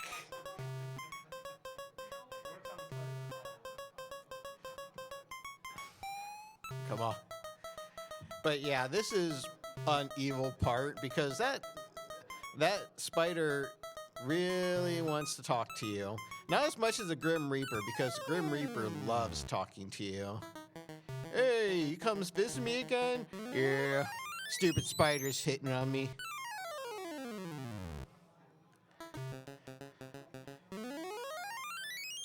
Okay, Jazzy is trying to.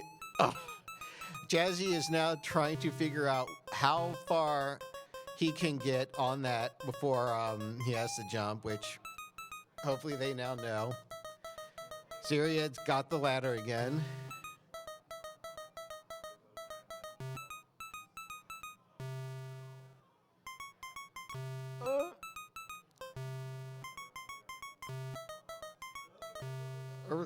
Hey, there we go.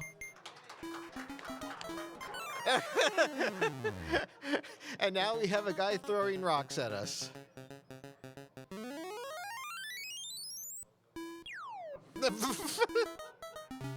So we do have a shield here.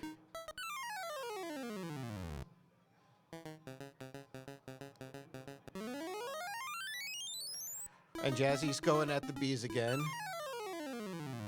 So the hitbox of the shield is kind of questionable.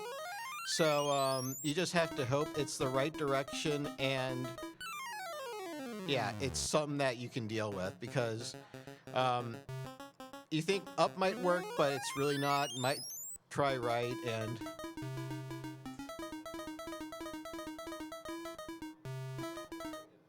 okay.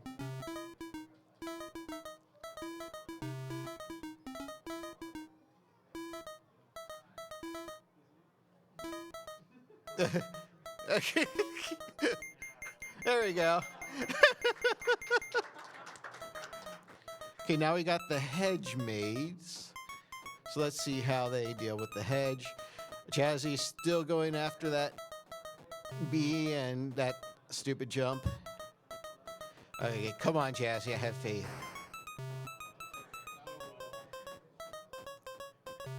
Okay, come on. Come on. Hey, there we go.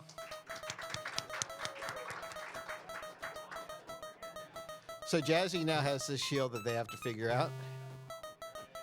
And Syriad is figuring out about the special thing they need to do for this level.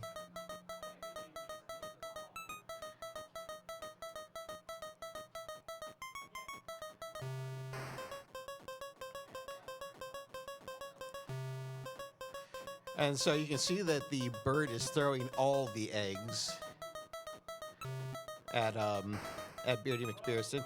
Oh, and there is a bird. Oh, now there's a snake blocking the way.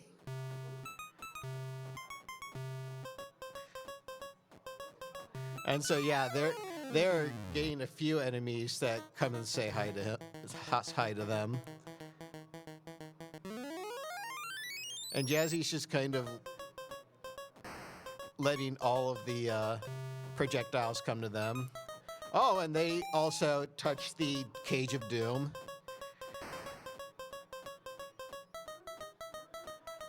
So we need to find the pig that I was talking about earlier. Hey, pig, how you doing? Come on, pig. You know you want to go there.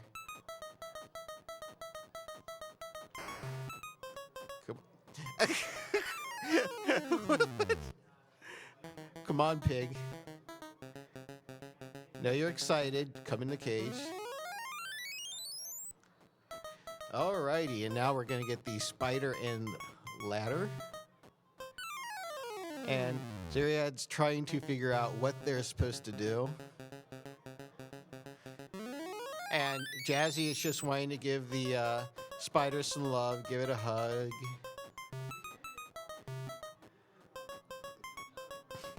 And swinging the axe at the snake, and sadly the swing makes the little axe disappear, so.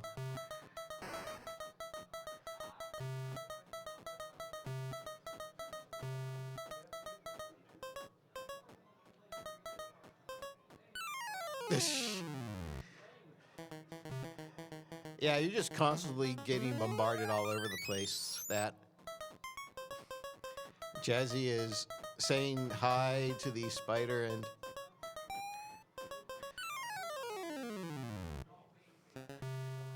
so let's see where we're gonna get ahead.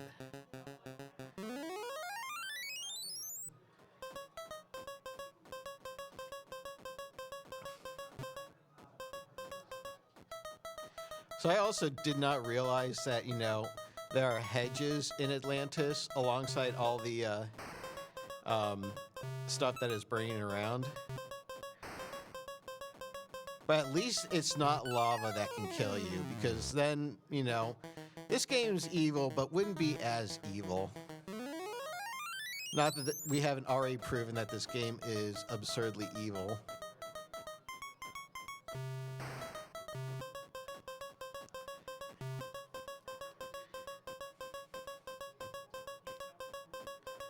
Okay. Jazzy's got the ladder again. So it's getting that. Oh. Where's. Oh.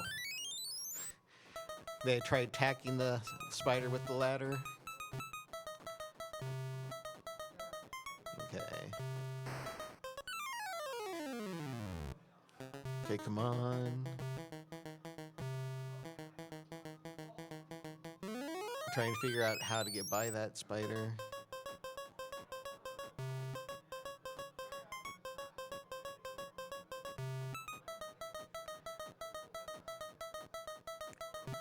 Oh, getting close.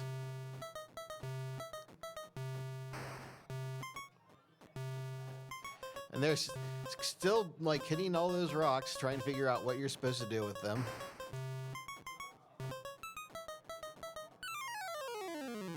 Okay. Jazzy's grabbed the ladder again. Let's see if they can get through this time.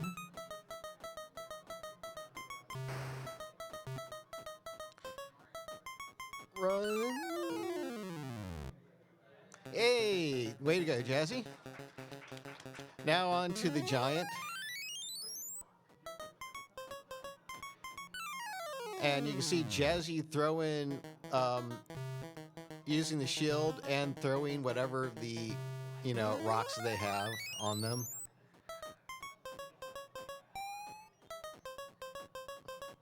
That snake is the real problem right now in the hedge maze.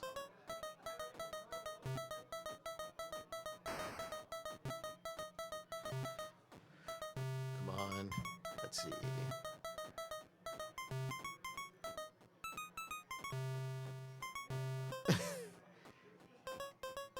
That bird is... Oh! Getting close over there. But as they're learning that the rocks are, making the giant shake in his boots.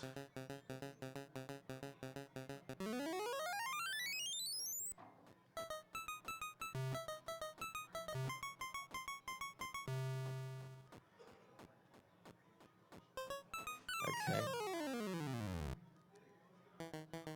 Almost getting there.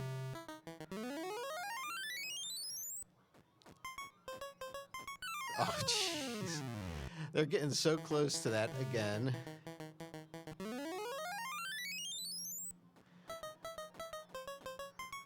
It's like trying to get back into that one area just to hammer in the...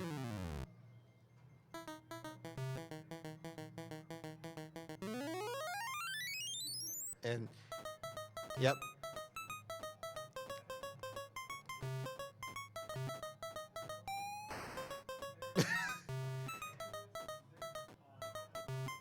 Yeah, Jazzy's still trying to figure out the giant, and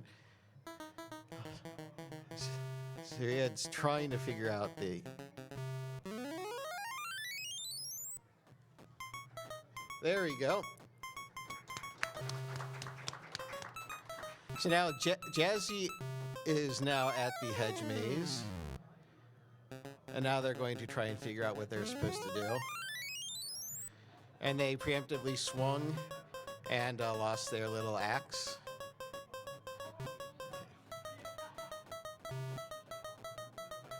So we have 5 more minutes left, and some progress has been made.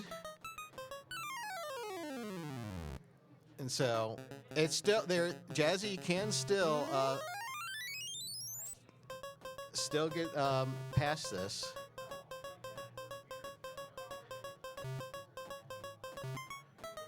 So yeah, this is basically the, the kind of, take it easy because they're going to be destroying a bunch of rocks kind of thing. But there is still a chance that we might see this game get completed. Wait, they gotta just, take it easy and try to avoid, all the stuff that wants to kill them.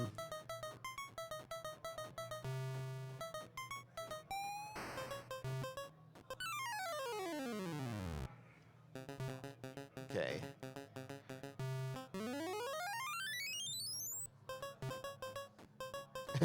And the snake comes, says hi, Jazzy. Okay.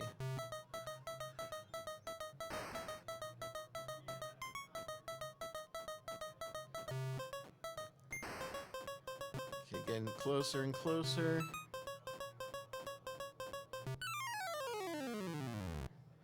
Yeah, so I really don't know what the developers were thinking apart at this, section of the game because, yeah, let's just hit a bunch of rocks for no good reason. It's like, I don't know what they were, thinking that the fun quality of this would be, but I'm like, what am I to critique? I just play a bunch of bad video games. So there are some games that have complete logic thrown out the window. You just have to guess what you're supposed to do, which, essentially is Escape from Atlantis. Snake again saying hi. Okay. Oh. Getting so close.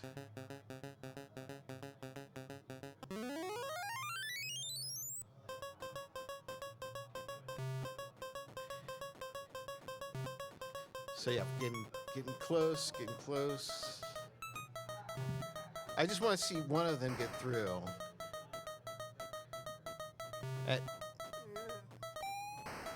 Oh, one more block. One more block.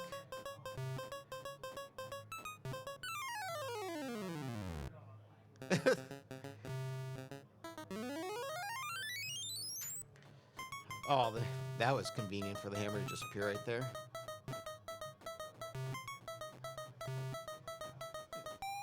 Oh.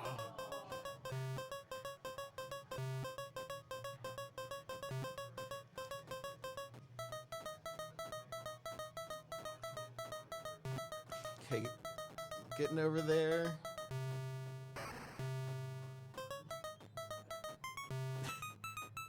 Oh. Still got to figure out what to do with the level.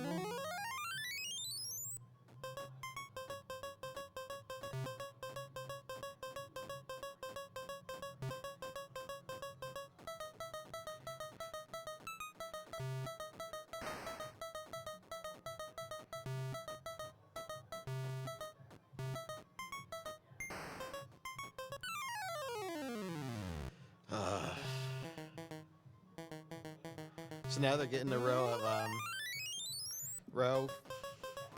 So okay. So we got 1 minute left.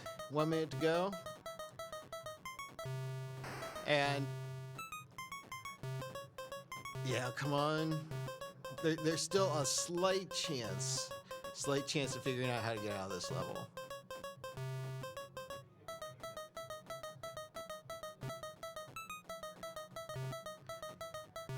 Come on.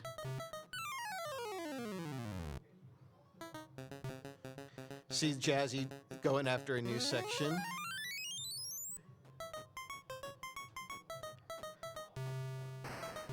And trying to open it up right there. And so it is time. So you can hit pause. Ziriad, can you try to go to the very right?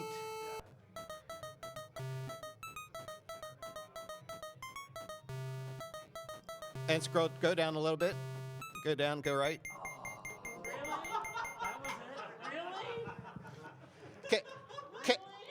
Can I pour even more salt on the wounds? You just have to break the 4 blocks on the very right. You don't have to actually hit any. But you did break all 4 rocks, so you made more progression. Ergo, you are the winner. So let's.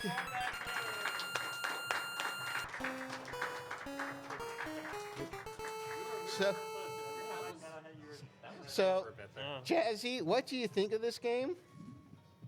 I hate that bird on the bridge. No, but seriously, that was actually surprisingly fun. Yeah, and what did you think?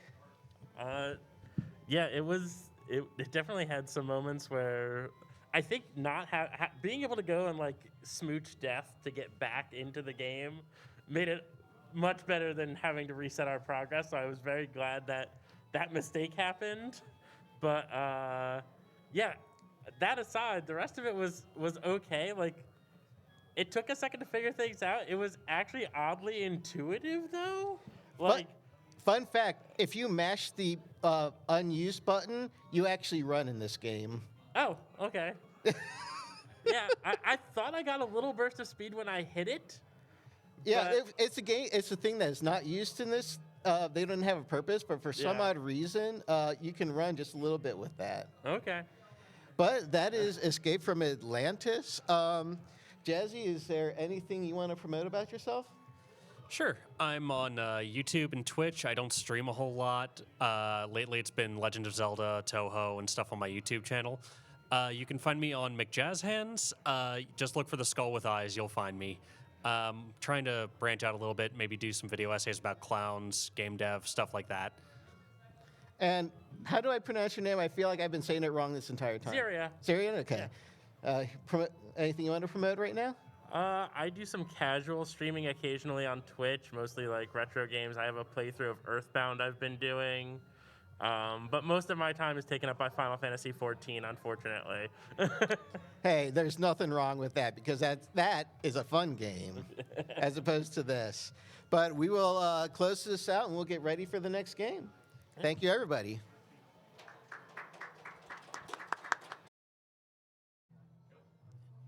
All right. Hello, everybody. Welcome back to Kusogrande Live, the Bad Video Game Tournament held here at AGDQ 2025.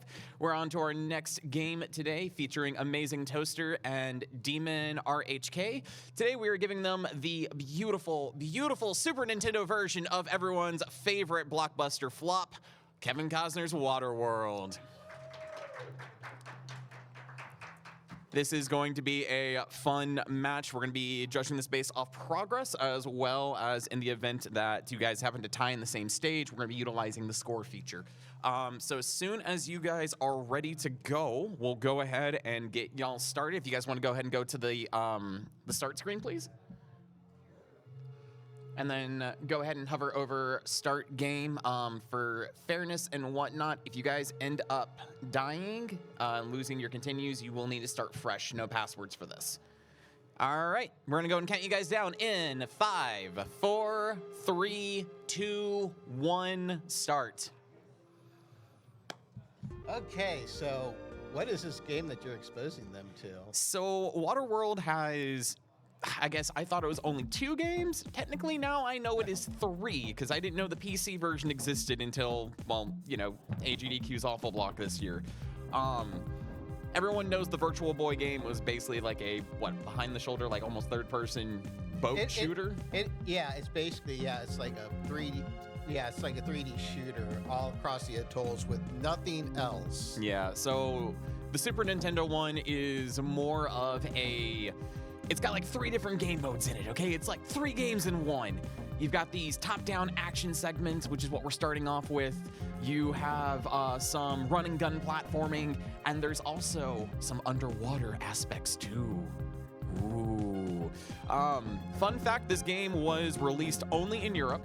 There were plans on bringing it over stateside, but due to how unfortunately of a commercial failure the movie was, they decided to pull the plug on it because this was made by everyone's favorite programming, Ocean Software, which if you know anything about Ocean, it is either you're guaranteed to have a banger or you're guaranteed to have one of the worst things ever created. But regardless of what happens, Ocean games always have like some of the best soundtracks out there. And no lie, the soundtrack for Waterworld on the Super Nintendo is in my top 3 of soundtracks on the console. This game has way too many bangers, and it has no right to have that. Listen, a bad game can have an incredible soundtrack. Just look at anything produced by the Fallen Brothers. Oh, yeah, no, 100%. There is actually a beta version of this game for Sega Genesis that got about 90% of completion, but once again, because Kevin Costner's Waterworld was a huge bomb in the box office, they also pulled that version off the shelves as well. So this is what we get instead, but honestly, this is in for a good time. So we're currently in the first of our shooting stages. You are piloting the Mariner's boat as you are basically going through the ruined city, trying to figure out exactly what is going on. Yeah, isn't a good portion of this game being on the stinking boat? Yes, a good portion of the game is on the stinking boat. I just want to make sure that they don't feel bad being on this boat for a bit. No, and I think they've also unfortunately come to a bit of a realization about this boat is you can only shoot in the direction your boat is facing. And when you've got very questionable floaty controls, because it's a skiff on a water, of course it's going to be floaty, you have a really hard time aiming your shots, and especially when you have the Deacon and the Smoker's jet skis, which are almost about a pixel in height, it's hard to hit. And Demon is now on to, actually both of them just now got to the swimming levels. Wow, this looks slow.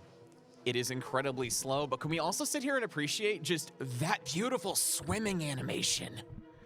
Yeah, you really don't see a swimming animation that detailed in, a Super Nintendo game. So the swimming animation is jank, but also whenever you go still, he just has this weird like treading water animation, which is just smoldering in real time. I'm also just gonna shut up because this low-key is like one of the best tracks in the entire game.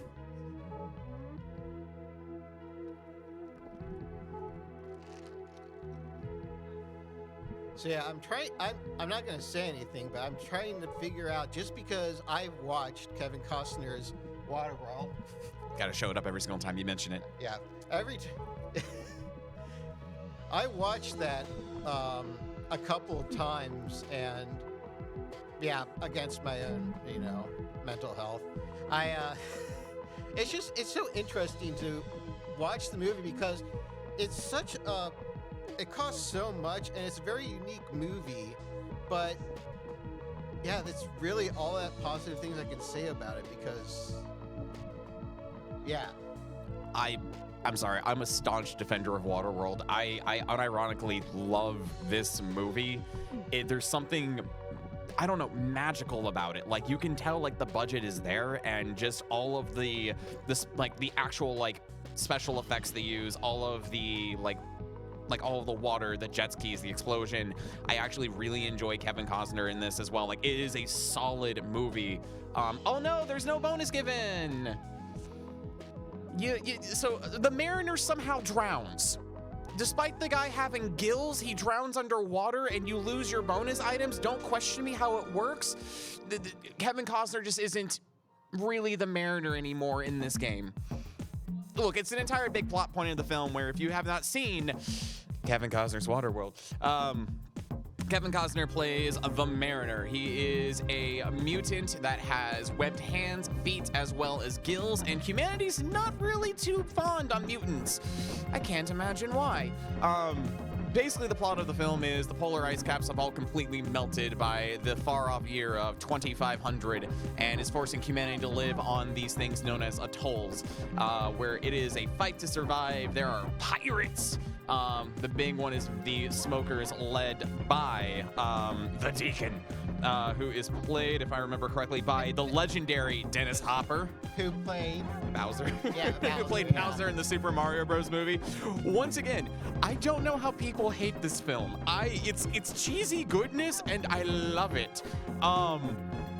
But basically, within like the first like opening scenes, like once like humanity finds out like on this atoll that Kevin Costner is a mutant, they like try to like accost him. He accidentally casually offs somebody, and their idea is we're going to execute this poor man in a giant pile of compost. Basically a vat of acid, because that's how humanity works in the year 2500. Then, of course, the smokers attack a random woman, and like this girl who has the map of dry land tattooed on her back. Yep, we're going with this. They're not able to escape in time. She frees the mariner, convinces him, hey, this is awesome. We need to leave with you. And he's like, no, I'm Kevin Costner. I don't want to do this. And they're like, no, but please, we want to live. And he's like, fine, get on the boat. So they get on the boat. It's basically what happens. That's the gist of what happens. And, of course, the movie is just, a very warm story of Kevin Costner getting a heart of gold and eventually feeling things. Takes the woman underwater to, like, Denver, Colorado, which is beneath the waves. And it's like, I hate to tell you this, but this is your dry land. And it's just, like, the flooded ruins of the earth. And, like, his whole shtick is he goes underwater to collect soil because soil is, like, gold to, like, the people on the atolls. Yeah. The world building in this movie is incredible, and I love it for that. Yeah, they're not wrong about this. Seth is not wrong about any of this story. All right, so Amazing Toaster is moving on to our first section of slashing platforming at this point. The Mariner is equipped with a lovely machete. Also, I have to admit, I don't know why they had to give him a cool-looking outfit as opposed to the normal clothes he wears during, Kevin Costner's Waterworld. Yeah, Kevin Costner's Waterworld. Yeah, because like the original outfit's like all rags, basically. Yeah. And in this one, he basically looks like he stepped into like a biker bar. Yeah, because like all of the fishnet stockings, pretty much, right? Yeah, everyone has like fishnets and because it was the fashion of the time. Also, low-key, this is another really banging soundtrack. Like, it's deep, it's moody, it fits the smokers to a T, and there's a really good bass riff later on that we'll get a chance to hear. I will go on and on about this soundtrack. I love this soundtrack so much that when the composer did a special vinyl release of the OST, yeah, I bought that day one, and it's sitting there on my desk, and it's beautiful. I love this soundtrack. At least people are happy that they're not listening to Escape from Atlantis anymore, and they're listening to good music. Oh, you mean the Yes. I'm sorry. The Escape from Atlantis. Trademark Color Dreams. I love the fact that the music plays when you walk. I don't know. I'm a sucker for anytime you have soundtracks where the music is just you walking. I think that's why I love Dig Dug so much, to be truth be told. There's something magical about that. But yeah. So both players already have found guns. This is quite literally the only real way to beat these stages. The machete is completely useless. The range is non-existent. And the smokers will deal more damage to you by shooting you as well as just touching you. So the Mariner is completely weak unless he is packing some heavy action. I guess this is a rip-off AK-47, but I think one of the best ones in this game is honestly a spear hook. Because I don't know, there's something amazing about the Mariner shooting people with a harpoon gun. It fits. It's Waterworld. We have to get water somewhere in the title. I mean, basically, just having any kind of gun is preferable to having a machete.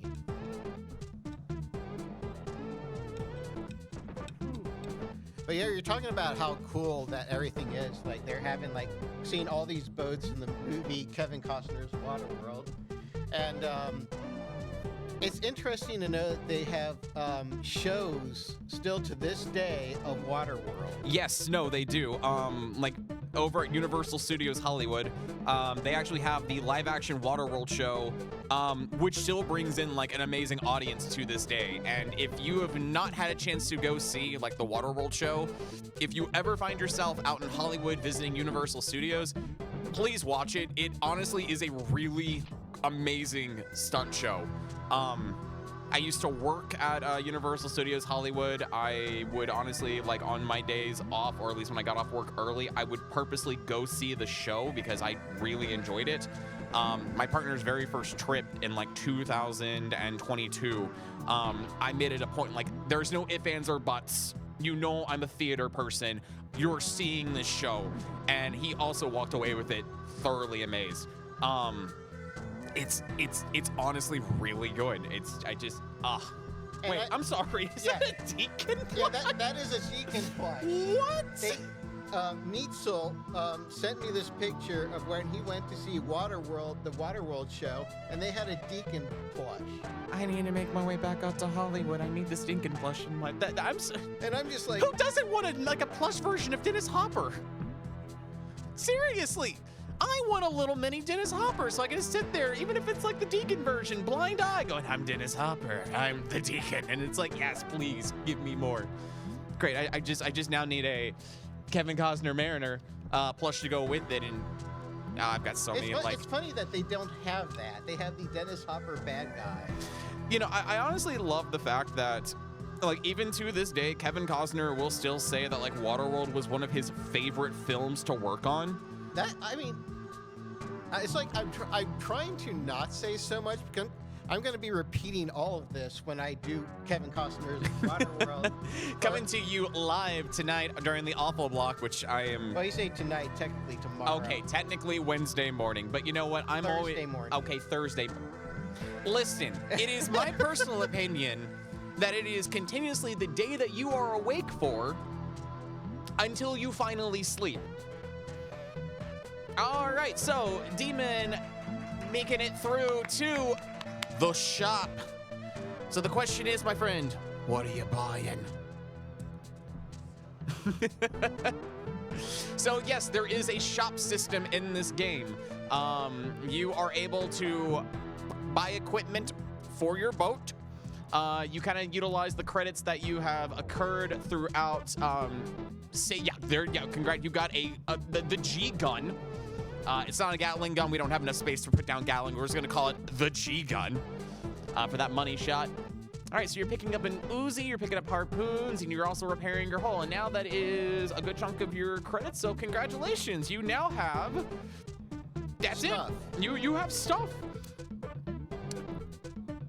And now we get the password of but we're not gonna be utilizing passwords today. So instead, we're going on to the next stage. And guess what? You get to do that gameplay loop all over again. Yay! Thank you for humoring me, guys. So I do really feel for Amazing Toaster. Like, the one nitpick of these stages is the fact that it is next to impossible to, like, locate that last person that you're trying to find. When you've got, like, side-scrolling stages where the requirement is to defeat all enemies, that one last enemy is always hiding in the most inopportunable spot. In later atoll stages, when you're trying to fight off Dennis Hopper's smokers, they're just impossible to locate sometimes. Have you discovered how your sub-weapons work? Yee, perfect. So yeah, you can utilize those sub-weapons in ways. We have gone through, if I've understood that correctly, we've done 15 minutes. Perfect. I'm sorry, I'm still waking up. My morning coffee is not yet kicked in, though I'm currently now using a combination of coffee and Kevin Costner's Waterworld to fill my... Is going to be the joke that keeps on giving, guys. You're stuck with me for the entirety of this match. I apologize in advance, but not really, because this is how we're going to be doing things today. I keep mentioning this beautiful copy of Kevin Costner's Waterworld. This is a Laserdisc version, which there are some people out there who has no idea what a Laserdisc player is. Imagine a DVD, I'm sorry, a Blu-ray. I was about to say HD DVD, but that would also go over so many people's heads. Imagine a Blu-ray disc that's about the size of a dinner plate, if not larger, that you used to watch in school during science class when the teacher didn't want to really teach you anything that day. So instead, they'd bring out a giant CRT on a tray with a Laserdisc player and would have you watch Voyage of the Mimi, which was basically a school trip gone wrong, Gilligan's Isle style, and they have to fight for survival using science. Starring Ben Affleck. He was in that, wasn't he? Yep. I keep forgetting about. I don't know. I have lots of memories of having to watch Voyage of the Mimi over and over again, along with if the math teacher was out, Stand and Deliver. Yes. No, I would also watch that as well. I don't know. I actually have a Laserdisc player with a Laserdisc collection, and no matter how many times I've tried to find it, I cannot find Voyage of the Mimi, and it makes me cry every single like search that I'd go for. You really want to have Voyage of the Mimi? Yes, I really want to have Voyage of the Mimi. I want my edutainment. Edutainment makes the world go around. My favorite bit of edutainment is the surprise edutainment they throw into the Sega CD version of Echo the Dolphin. What? Yes! So, the Sega CD version of Echo the Dolphin, when you get to Atlantis, see, it is topical. We had Atlantis on the last round, so I can talk about Atlantis and reference Echo the Dolphin. It's fine. In the library stage, you find crystal glyphs, which in the Sega Genesis version, they just kind of told you the overall-ish plot of the game. But there are 3 new crystals that when you sing to them, it does edutainment crunched FMV Sega CD goodness of dolphin facts and documentary. Wow. I know, it's great. It honestly is. I was playing it on stream one day because I made it a point, like I wanted to finally beat the Echo the Dolphin games, which if you're trying to play Echo the Dolphin, play the Sega CD version of the games. It does a checkpoint after every single glyph, which makes the first game playable. Yeah. As well as it adds like 3 new Atlantis stages, which is a lot of fun. We got to Atlantis. I'm like, oh, cool. Like, what are these glyphs? I wanted to insist like dolphins are porpoises. I'm like, oh, there's edutainment in this game. Give me more, please. And demons all the way to the next underwater section, going deeper and deeper into the heart of Colorado. Actually, Amazing Toaster is also on to our next diving section. Under the sea. Under the No, we can't do that. This is Kevin Costner's Waterworld. It's a Universal production. Under the water world. Look, if the mouse gets a hold of this, we are screwed. The mouse can't know what's going on. Oh, look at that demon has made it off to the, let's go, past the water stage. We are not talking about Disney whatsoever. It's fine. All right, so we're back onto the boat. Now, so as I've mentioned, there are several different stages here. We have the boat sections, we have the underwater sections, we have the boat section again, and then we go back to the actual side-scrolling shooter. The first boat section is all about mindlessly defeating smokers. Once you have defeated enough smokers, the game doesn't tell you that amount, you just kind of go with it based off of feeling, then you can go to the diving buoy for a chance at this bonus game. Once again, with the bonus game, you are the mariner. You can not breathe underwater despite having gills. And you're trying to collect bonus points, which these bonus points is mostly going to be used for the shop. So you can buy more stuff for your boat and that all-important fixing your hull. What they're currently doing right now, they are trying to defend the hull, the atoll, from the Deacon and the smokers. And as we get to each more of these, like defend the atoll stages, what they are trying to do is they are trying to save the atollers by preventing the smokers from getting in. And if the smokers happen to get in, they now need to save the atollers from being kidnapped. There's actually this adorable help, help type sound effect when people are being kidnapped. So you get more score when you're able to like actually save the atollers. So like this is a really good chance to like not only increase your score, but once again, you need to defeat a certain amount of smokers before the atoll opens up to you. All right, so Demon is currently rocking a score of 66, 75. Okay, 60, yeah. Okay, this is gonna be a pain in the butt. This is what you wanted. I know this is what I wanted because I didn't know how our players were gonna be doing with the stages altogether. So score is honestly like the next best option because I won't lie, while this game is very jank, I find this to be very fun jank. Yeah.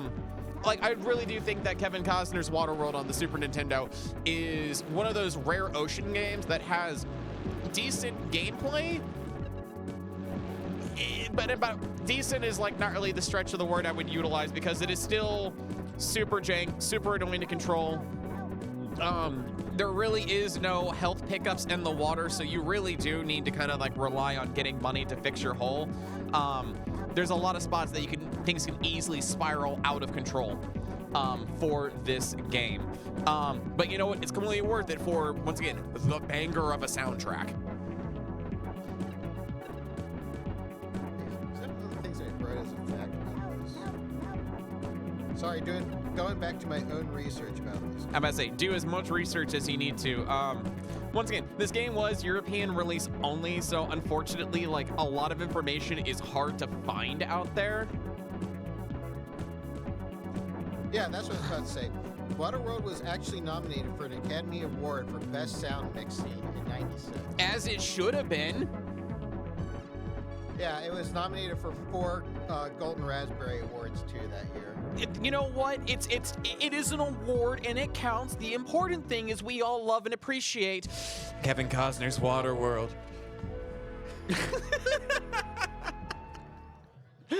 All right, we are on our second side-scrolling atoll stage. This atoll stage now introduces, there's a lot more bottomless pits, and this one's way more difficult to navigate. There's also a very annoying section up above. So, once again, runners, good luck. Defeat those smokers and show the Deacon who is boss. I couldn't tell if that was a crossbow or a gun. So it is a harpoon gun, Oh, yeah, even harpoon. though it...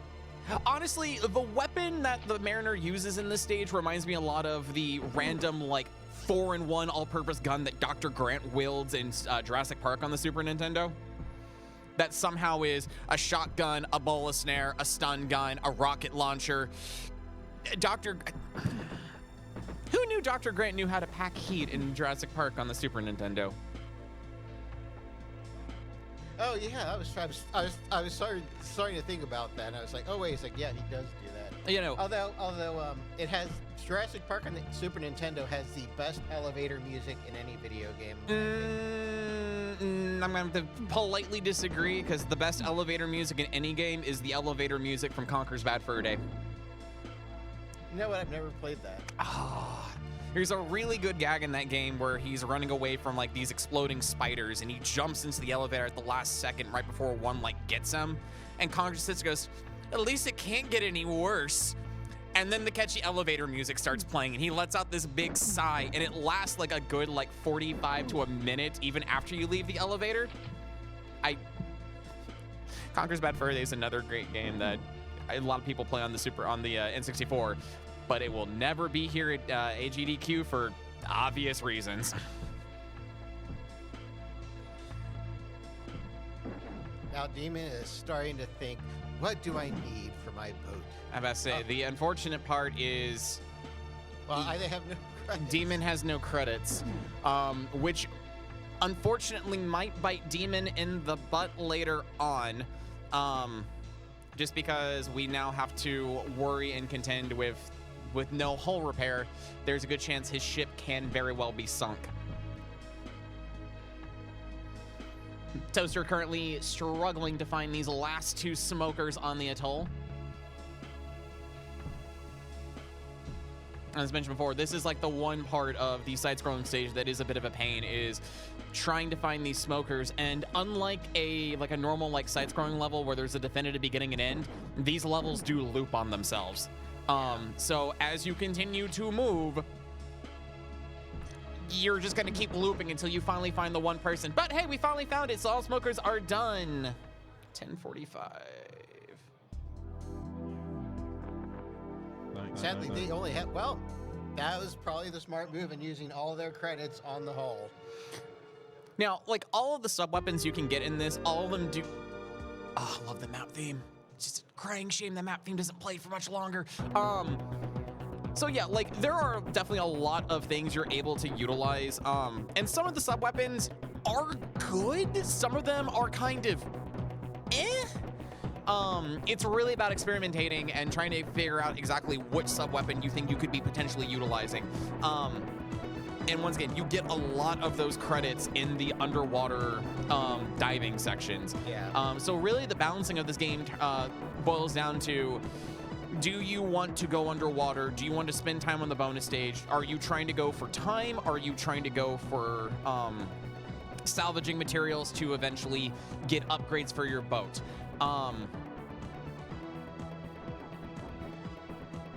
Yeah, I really don't like the jet skis. Like, they are a pixel in size and are probably some of the hardest targets to hit. The only good thing about the jet skis is they don't fire back, unlike all of like the boats, the barges, the seaplane, which you can't really take down because it's a seaplane. It's the Deacon seaplane. It's the only seaplane in existence because the scientist dude that takes Allura, and I already forgot the other character's name, uses a hot air balloon, and there really isn't The that. dirigible. Oh, I'm sorry. It's a dirigible. It's a dirigible. I'm sorry. I have played too much Kevin Costner's Waterworld to not know that it's called the dirigible. I'm not gonna lie. I'm actually really am looking forward to Awful Block tonight because I've never seen the PC game. I didn't even know the PC game existed. I thought it was just the Virtual Boy and Super Nintendo games. So I am seriously looking forward to seeing that tonight. And of course, if you are watching this either with us now or you're catching the VOD later on tonight, please make sure you check out the Awful Block. Awful Block's gonna have a lot of fun stuff, and we've already featured one of the games that'll be featured from yesterday, which is going to be Rex Ronan, Experimental Surgeon, taking out big smoking and chewing tobacco and minimizing himself and performing questionable surgery techniques on a. Yeah, it's I love that game. It's so bad, but it's so good. It's so good until you have to play the heart level, at which case it's just bad. Yeah, I completely forgot for like the heart level. It's if you don't clear the blockage in time, it's just heart attack and you're essentially. But Yeah. you know, it is what it is. Because I started doing some speed runs of that game, and that was one of the true tests on if you're going to have a good run or not.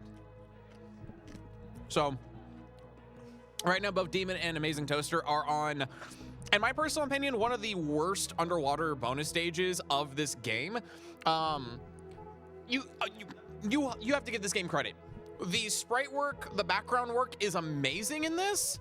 I have no idea what went through their minds. Like, let's also do foreground stuff. Yeah, that makes sense. Let's have this bonus stage where the sea creature's hitbox is the same size as Kevin Costner's entire muscular body. But also, let's put foreground work up there to really ensure no one sees what they're doing. And in this underwater wreckage, if you make it all the way to the bottom to collect that precious soil, trying to make your way back up is just, it's a maze and a half. I would much rather play the Vine Maze in Space Quest 2 than try to go for a full completion bonus on this one. And that, unfortunately, says a lot about my feelings on this special stage. But look, you know, we're picking up very important relics of the past, like that human skull. Don't know why we want to collect human skulls. I don't know what trade market that goes for on the atollers, but you know what? It could go for something like incandescent light bulbs. That probably no longer work. We got forks and knives. Hey, well done on Amazing Toaster. We got some much needed credits up in there. You do get 50 points for every single random idol, but once again, that soil, that gold, that dirt gold is worth 200 points per credit. And it looks like Demon is also making his way out of the ship just in the nick of time too. Got some good amount of credits for once of the miscellaneous stuff. We are currently 30 minutes in, so guys, we have about 20 minutes left remaining in this match. I'm gonna go ahead and update our score totals with Amazing Toaster 11.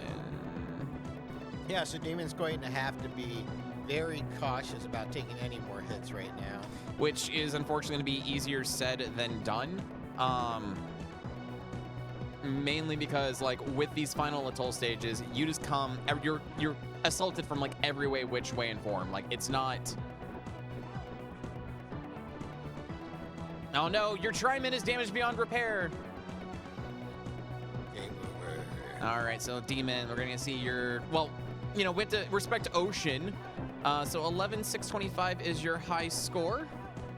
So you definitely have time. You know exactly what you're looking for. You know exactly what to go for. You can easily, you're not out of this yet. You definitely have time to kind of go back from the beginning, get those points. Definitely focus on trying to get as much of the smokers as you can. You're still in this. Amazing Toaster is currently once again trying to defend the atoll from the Deacon and his smoker entourage. And they are really doing a lot of damage right now. Yeah, currently we have, wow, that is a lot of, that's a lot of atollers that Yeah. are just... Yeah, it's like there is nobody in there anymore. No, the entire population of the atoll has just been kidnapped. Why are we even defending this point of land anymore? There's no one in there to save. We've done the heroic thing and sacrificed everybody. Way to go, Mariner. I really do enjoy that. Like, if you let the attract screen play out, it does give you a very loose story of Waterworld. What talks about, like, you know, the polar ice caps melting, talks about the legend of dry land and a young girl who has it tattooed on her back. She gets kidnapped, and then it's like the Mariner, who is selfless and brave and bold. And I'm sitting there like, did we watch the same movie? No, we did not watch the same movie game. Because I know in my heart, in Kevin Costner's Waterworld, Kevin Costner's character is A jerk. a jerk throughout like 75% of the runtime. And he continues to be a jerk. Well, not to the very end. Well, not to the very end. Like, he warms up, like, especially after he does, like, the whole, like, diving. Well, no, actually, no, never mind. He does the whole diving bell thing and to go, your dry land doesn't exist. I'm Kevin Costner. Yeah, no, he's a jerk throughout the entire movie. So, like, once again, when it's like, he's selfish, he's brave, he's a hero. It's just like, no. No, he's not. He's an anti-villain. An Amazing Toaster also seeing a game over screen as well.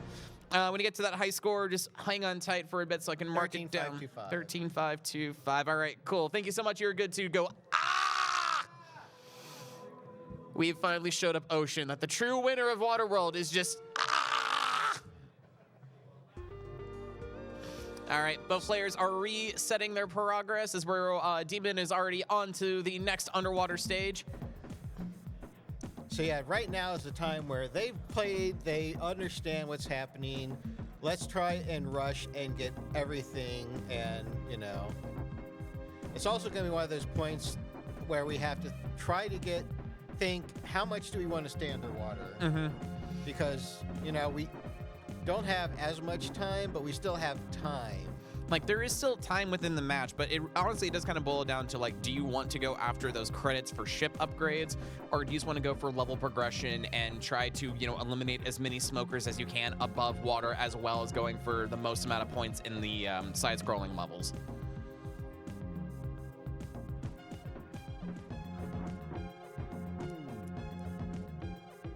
Demon taking a handful of treasure and already starting to re-submerface to get all the all-important credits. So Demon's already moving right back onto the next section of the above water boating, where we're going to be trying to once again save the atoll. If you're just now joining us and you're wondering what the heck is going on stage, they're playing Waterworld on the Super Nintendo. This was a game that was released in Europe only, was not brought over stateside because, unfortunately, for better or for worse, everyone say it with me together, Kevin Costner's Waterworld, thank you, bombed so badly in the box office they decided it was not a good idea to bring this over to the States. So instead, we just got the Virtual Boy game.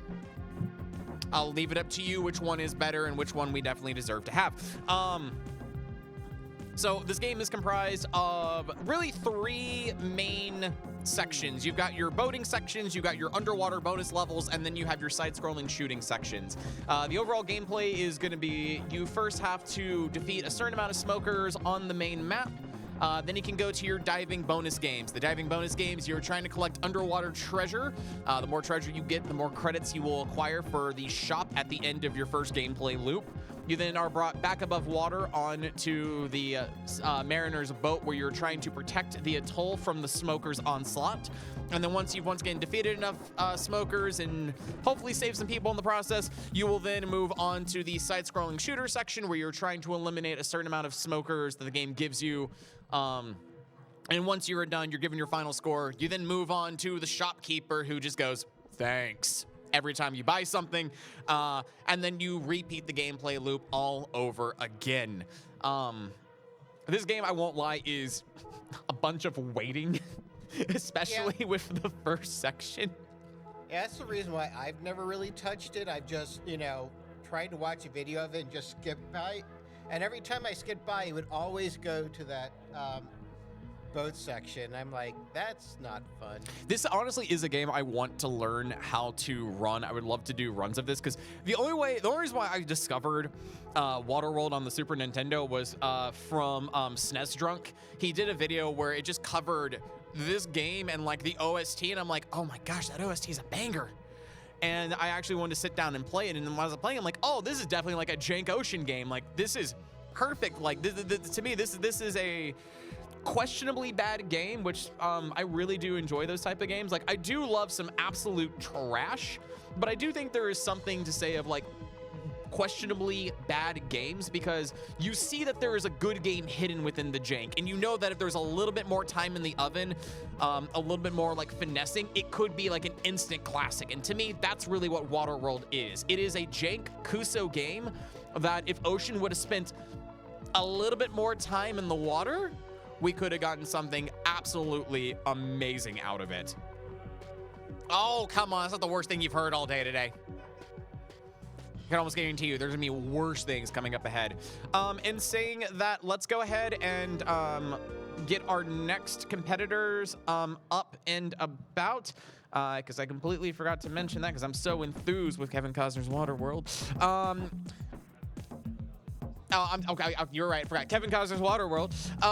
If I can go ahead and have Derek MK as well as David TKI. If I can have you guys please meet over on this side, utilize the ramp. If I can also get the next GM. You can go ahead and say no, you have not played this game. I'm about to say you guys have the unfortunate of having Jeff as your GM. So I already apologize in advance. Because it's Jeff. It's Jeff. So, in advance, I am sorry for what's coming your way. But right now,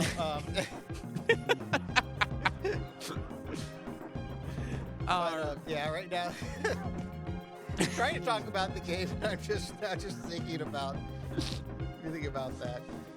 I remember one time being given a Jeff game, and I soft locked 1 minute into it when I started playing it. And I'm like, well, yeah, that happened. I'm very fortunate that in the times I've been like a competitor, but also the 1 year I GM'd and we were doing like the GM for funsies brackets, I have yet to play a game given by Jeff, and You're missing out in life. I know I'm missing out in life. But there's also a part of me that's very happy I haven't been given anything by Jeff yet, because I know it's going to be something so totally bonkers and abysmal that I'm probably going to cry on the inside while smiling the entire time. And I say that with all of the love and affection in the world, Jeff.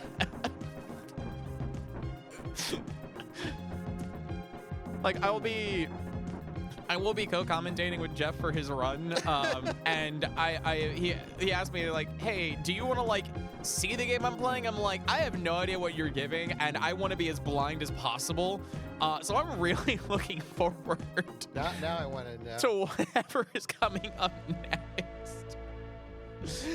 Oh man, so Amazing Toaster going onto the side-scrolling stage has a really good amount of credits going in, so you're gonna be able to afford a lot of shiny stuff into the shop coming up. Demon is currently trying to find that one last smoker on the atoll. If he's able to locate the smoker, we'll then be able to go to the shop section. But once again, this stage loops. There's not a, cool, you found the furthest left or the furthest right. It's a constant looping motion. So you really have to like take your time, unfortunately, to kind of like transverse the entire stage. I know personally when I play these stages, I will start from the top, and once I've done like I'll pick something in the background or the foreground and go, cool, this is my starting point. Once I've hit that first loop, I'll then move down to like the middle section and eventually the bottom section. The only trick is sometimes with the bottom sections, you can kind of see it. There's a lot of blind jumps to go down there, Yeah. and you just don't know if you're falling into a bottomless pit or not.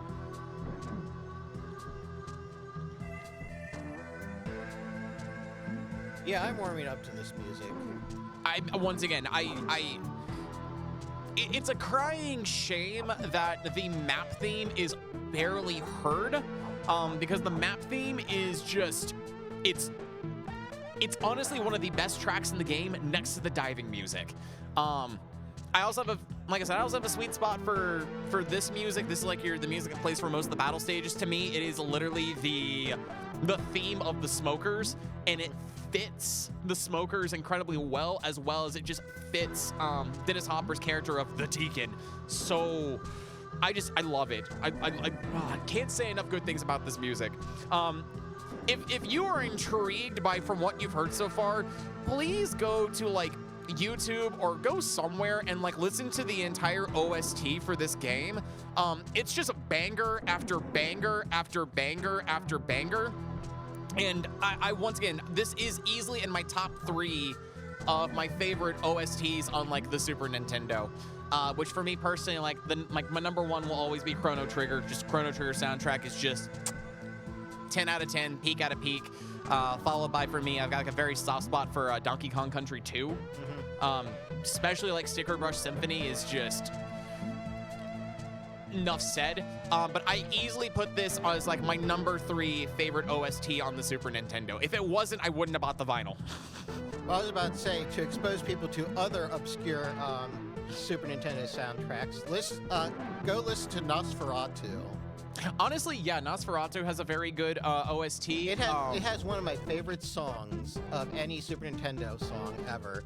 And I know that sounds weird, but it does. I mean, honestly, I've listened to the soundtrack, and yeah, I think I know what song you're talking about. Yes. That is a banger. Also, I forgot the name of the game, but like, Koei has like an airport manager simulator, and that has a lot of really good tracks in it too.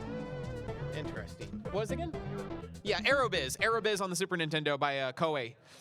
Really good OST as well for like an airport/airplane management simulator game. Go check that game out, please. It's a lot of fun.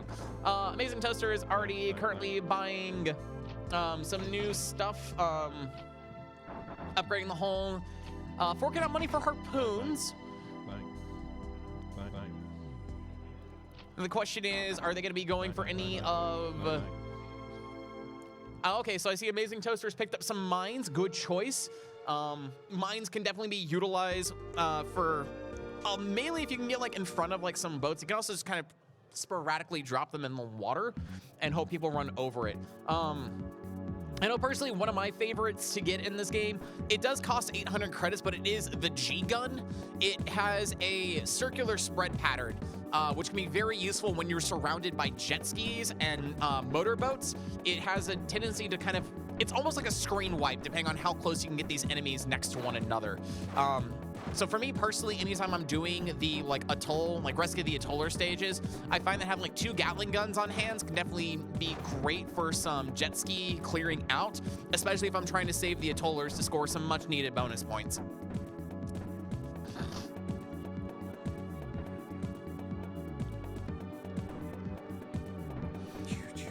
All right, so both players are currently on the second of the generic let's shoot a bunch of stuff until we can go underwater screens.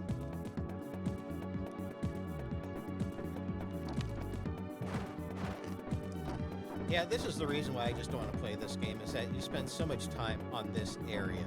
You honestly do, and like I will admit, like this is... We got 5 minutes remaining competitors, 5 minutes remaining in the match. Like, I won't lie, this is definitely one of the worst aspects of Kevin Costner's Waterworld. It's just kind of like sitting and waiting as you're going through these boat stages. And that is, like I said, one downside.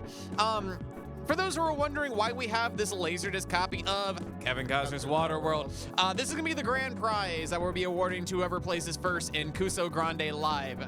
So if any of our competitors make it all the way to the #1 spot, they'll be walking home with this amazing, amazing Laserdisc copy. Which at that point, you're kind of now obligated to buy a Laserdisc player so you can... there is something magical about watching a Laserdisc movie, getting into the middle of the climax, and it's like, please flip over the disc.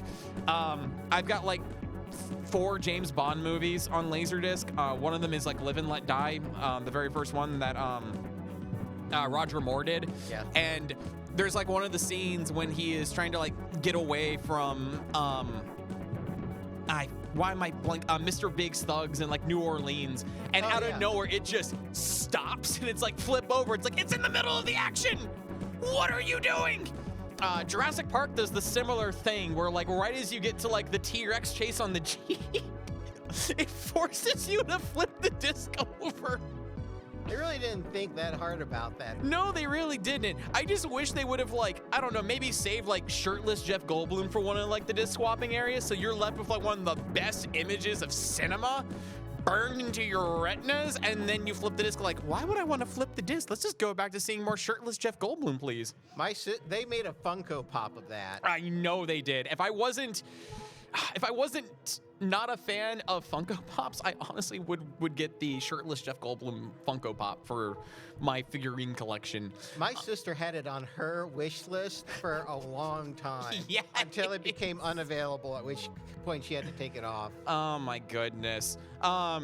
Second prize for Kuso is going to be the questionable gaming device that's being sold at the CVS kiosk downstairs. And then third place, you are going to be receiving this wonderful, fantastic, hold on, extremely accurate bird collection by Tommy Segal, which is this calendar of just amazing, amazing bird pictures. I somehow flipped to like the cover image. That's fantastic. You can't make this stuff up live. This is Kusogrande Live, the Bad Video Game Tournament. And yeah. Hopefully you guys have been having a good time for these 3 days of bad video games. We started off with our amazing qualifier round of Bongo.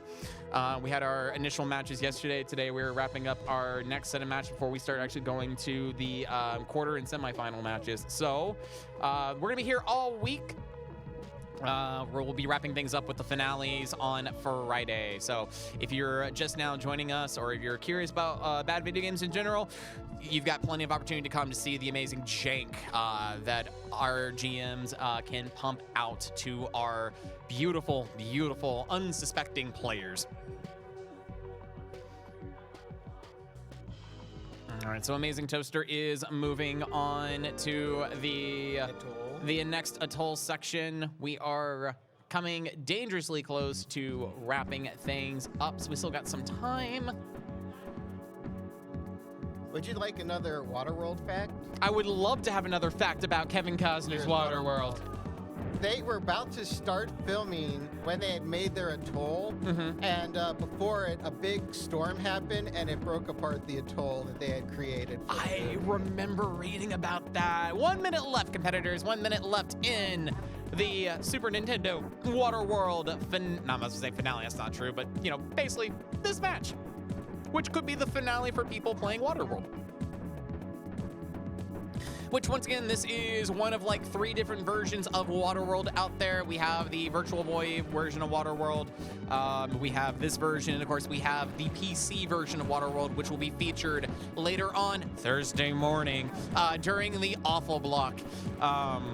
So if you have any interest in seeing what that is like, please make sure you're tuning into the Awful Block this Thursday morning, which I believe the time is like, what, 6 o'clock in the morning? What, mine? Yeah. Yeah, it's like 6:10, I think.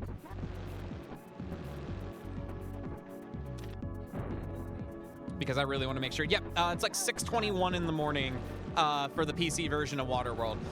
So wake up early, catch that. I'm definitely going to. And that is time. Let's give a big round of applause for both our competitors up there. Both ended up kind of tying for progress, so ultimately, Amazing Toaster, you're going to be taking this match with the highest score of 13,525. So congratulations. Well done, guys. All right, so let's go and start with Demon. What did you think of this game? Honestly, this didn't handle that bad. I really actually liked the isometric shooting sections. If I had a cutlass that was longer than a pocket knife, this actually wouldn't be a terrible game. Yeah, it's really like the machete that the Mariner wields is pitiful. It doesn't do enough damage, and you can easily be overwhelmed by smokers and just instantly die. Toaster, how did you feel about this? Just figuring out what to do was kind of like, oh, okay, I'm here in a boat. What am I supposed to be doing? And then you figured, oh, okay, shoot these guys, and then get along to the next, and then, okay, what am I doing here? Okay, I'm collecting treasure. Oh, I didn't make it back to the surface. Darn, I didn't get any points for that. And then, what am I doing now? Oh, okay, we have to kill guys. Oh, there's a number in the corner. That's how many guys are left. Yeah, you slowly figure out what's going on, and that's just that over and over. Mm-hmm. Awesome, awesome, awesome. So before we let you guys go, Toaster, is there anything you're currently doing right now? Anything you would like to plug? Anything that you're playing currently if you don't happen to stream? I would say I'm not streaming, but come back here this afternoon, 2:30, if you want to learn more about RPG Limit Break, what we do. I am with the staff for that event, so nice. Come back here and see our panel this afternoon. Cool, awesome. So it's 2:30, right? 2:30. Cool, so 2:30, be right back here, exactly right here for more information on RPG Limit Break. I've watched that before, and it's definitely something I know I'll be hopefully jumping into as well, because I definitely want to learn more about it. Demon, what are you up to? Are you currently streaming, currently playing anything fun? Plug yourself, man. I infrequently stream, mostly randomizers, sticking to mostly Final Fantasy and Final Fantasy Mystic Quest. The Final Fantasy randomizer community is in the qualifiers for their winter tournament going on starting this week. So if you like watching RPGs all mixed up, come check us out on the Final Fantasy randomizer Discord. We always love new players.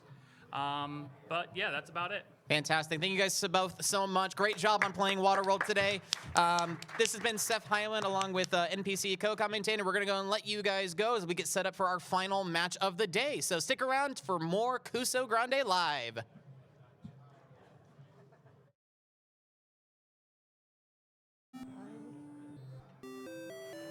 Hello, I am Jeff XVX.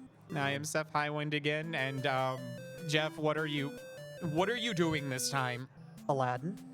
Just plain old Aladdin. Plain old Aladdin, right? But not the one you're thinking of. So this is not Virgin Atlantic's Aladdin. This is not the well-known Chinese bootleg Aladdin by Hummer Team. This is the other Chinese bootleg. Since when does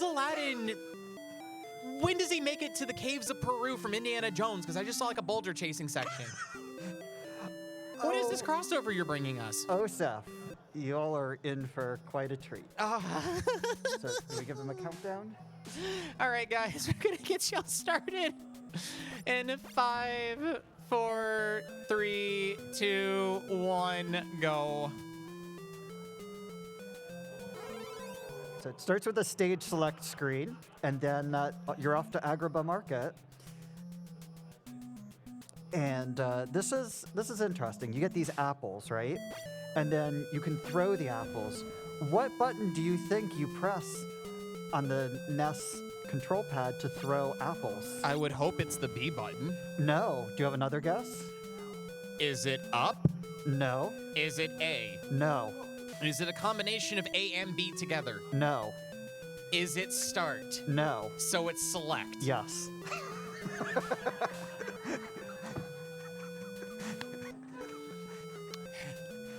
Decisions were made. Decisions were made. Especially love the fact that the Sultan's guards have... Do you wish to continue with the most... Oh, okay, wait, is... Okay, so first off, the Sultan's guards, they have green skin. Yes. Are they all feeling ill right now? Did they get like a bad case of like gangrene, or are we just like... Are they already possessed by Jafar? I don't know, but they're not all green. I mean, they're fully green, but not all of them are green. They're not all green. Some of them select ones that are green. Some of them are blue. So you're telling me the genie's the villain in this game? Maybe. Well, we'll get to the genie a little later. I've also noticed that one of the pickups is the diamond heart from Titanic. Is this what happened when Roosevelt threw it off the ship? It just teleported back to Arabia? Yes. I'll never forget you, canon. Jack.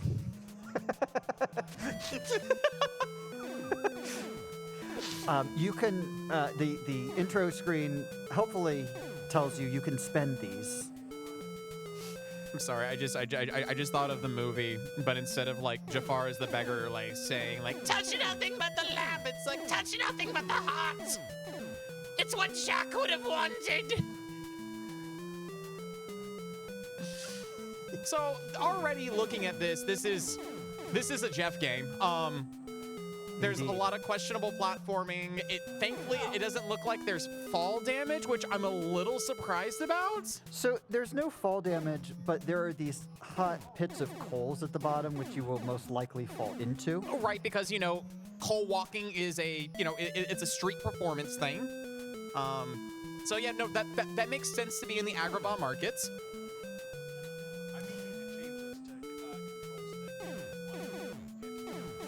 Phantom down inputs, gotcha. Okay. No, that is one feature it does not have. Maybe in the patch.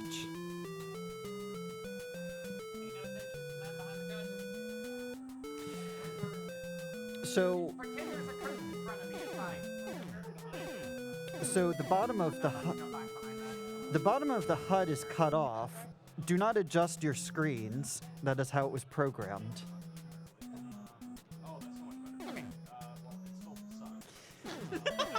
It's so much better, but it still sucks. Perfect. That's exactly what we want for Kuso. You might also be wondering, how much health do they have left? I am going to assume that the health bar is the wisp of smoke coming out of the genie's lamp. That's correct, but it doesn't change every time you get hit. It changes every several hits. And you're kind of a damage sponge in this game, which is a nice little change from how most of these Chinese bootlegs work. You can take a lot of damage.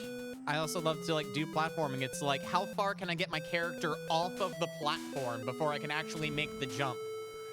Yeah, so the platforms in this are fine. The problem with them is that they don't correspond. The parts you can stand on don't correspond with the graphics. You know what? It's a bootleg game, so I'm not entirely I'm not entirely surprised. But like they're consistently wrong.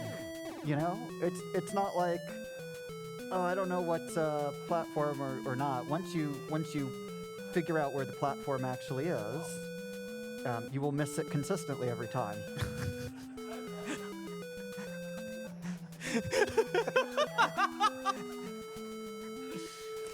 I just also want to know, who is, throwing out all of these pots at our poor Aladdin? Because I just, all these windows, it's just pot after pot after pot. Which I don't know, I think of the opening number of just, let's not be too hasty. And then it's, still I think he's rather tasty. So I don't think she would be the one throwing pots at Aladdin, but, it's... anything goes in Aladdin 2 on the... Okay, so with it being Aladdin 2, is this meant to be like Jafar's Revenge, or are we just arbitrarily putting 2 Roman numerals in front of Aladdin and calling it the first movie? We are arbitrarily putting 2 Roman numerals. It was common for a lot of Chinese bootlegs to make things seem like it's newer or better by just incrementing the number, Okay, we don't have a camera on the audience, which is A-okay, but I just quick show of hands. Who here actually owned one of the 10,000 games in one bootleg systems?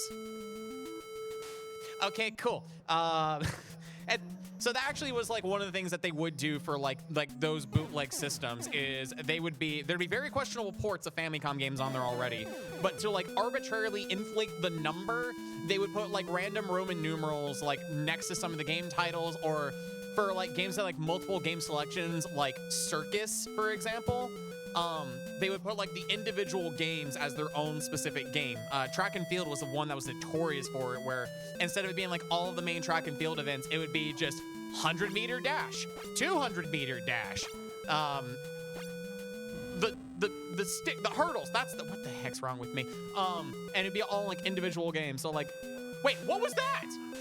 So wait, what was that is the way that you get additional lives in this game is for just a moment, a stall pops up, and you can spend your diamonds there, 5 of them for 1 life. And you do that, I'll give this away, by pressing the up button.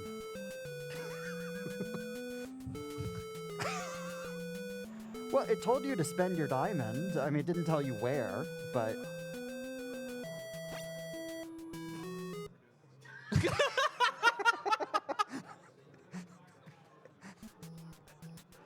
Good game. So this game is by the Chengdu Taijing Dadong Computer Company in 1995. They made a couple of games, but this is a port. Oh my god! You know the box. Are you joking? So this is a port of the Mega Drive version of Aladdin. There was another port of the Mega Drive version of Aladdin made by the Super Company. So that's the other Chinese bootleg. And then there was a third made by Hummer Team, which was a port of the SNES version. So you either have a downgraded Genesis game or a downgraded SNES game. Right. Cute. There's another one. Oh no. But it is actually a hack of, it's for Game Boy Advance, it's a hack of Digimon.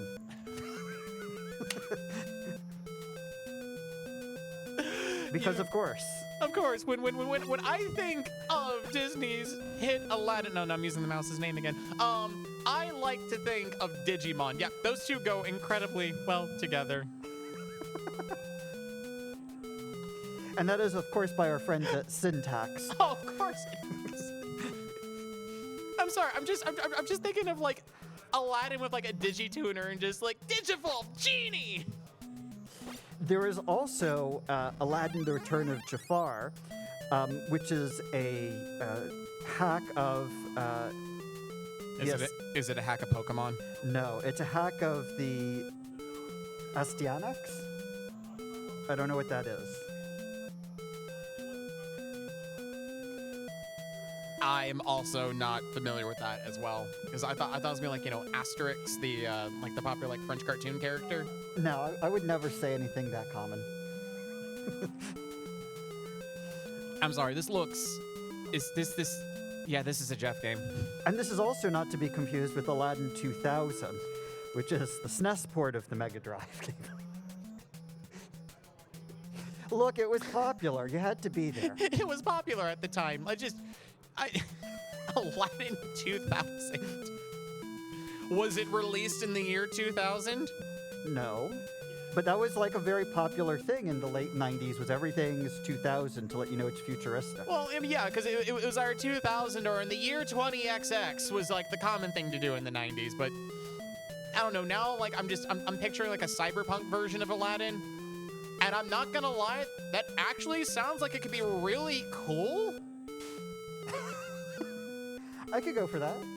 Like, especially if you had like the Cave of Wonders is like within like the Matrix or like the net, so like Aladdin puts like tropes on his head and like deep dives into the internet system. Wait, what? Okay, hold on. Yeah. Genie's just like an AI. Oh, Lord. He's cheating. Solved it. Okay, solved. So Don't touch the Xbox button. there's also Aladdin 3, which is a hack of the well-known Chinese bootleg Magic Carpet 1001. Okay, I am actually familiar with that one. Which is a great game. It is. That's one way to put it. If my ears don't deceive me, is this the Prince Ali theme? Yes. I thought I got my themes confused. You're welcome to sing this one, but I think we get to A Whole New World a little later. It's so cheap. And there's like low key, like Prince Ali is probably like one of my favorite like songs from the movie. And I'm having a hard time just picking up on like where the chorus is within. Like, I can hear it go, Prince Ali, and then it just, like, fizzles into, like, nothing. All right, so our players seem to have figured out the actual positioning of the platforms independent of the graphics, and are doing okay at figuring out how to jump off the top of the rope. There's a little additional mechanic there. And then what's really confusing is the foreground and background of this building. Uh-huh. And you will see why in a little bit. I also love the fact that, like, Aladdin's sprite looks like it's been ripped from, like, the Game Boy version of Prince of Persia. It is one of the things that is original about Really? this game. They actually drew new sprites. This is not ripped. Huh, okay. I don't know why. I mean, they would have done much better to steal it, but they for the NES they had it made sense to have a smaller sprite. So it would be That's oh my gosh, that's so evil, just getting caught in the loop of daggers being thrown to the face. Yep.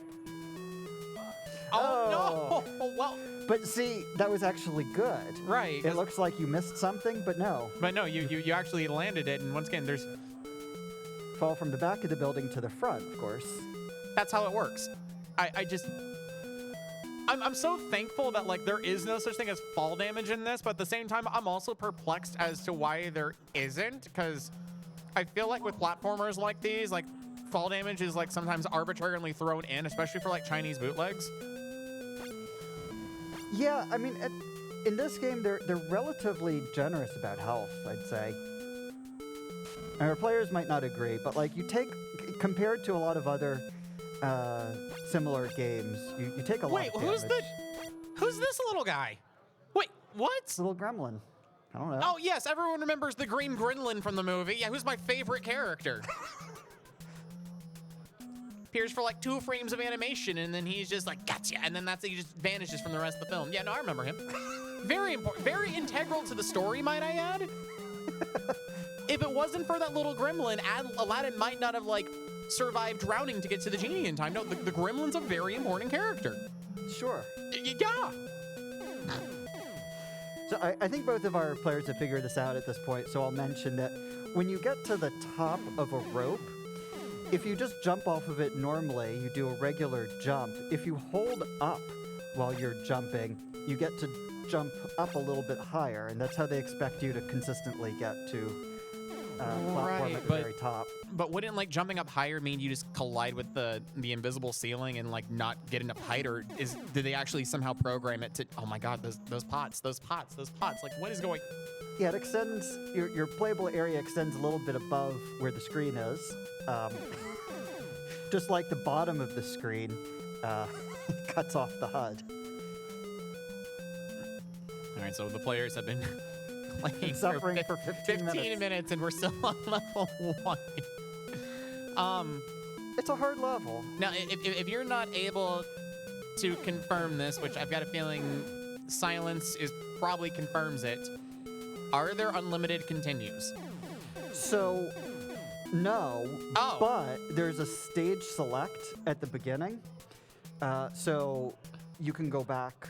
But there are functionally so many continues that I don't expect that to be an issue. Okay, cool. Honestly, the fact that this game has a continue system at all is also very surprising. I'm used to a lot of, like, bootleg games just saying, "Oh no, you died. That's cute." Back to the beginning, my friend, with, like, no warning, no nothing, and it's just Yeah, I mean, in this thing, you die, you get thrown back to the beginning of the level. The nice thing is nobody's really made any progress through the level. So you're not really getting thrown back that far. I'm sorry, I'm just once again watching David's screen and watching that you have to jump off the building, go into the foreground, to go back into the background to make legitimate stage progress. Yep, that's a thing. That is a thing. Oh my goodness. And then sometimes you just fall off of the floor onto the floor. Yeah, that's how it works. You know, the floors are fake. You know, sometimes the floor is an enemy as well. And the players do have Wait, the gremlin does a dodge roll?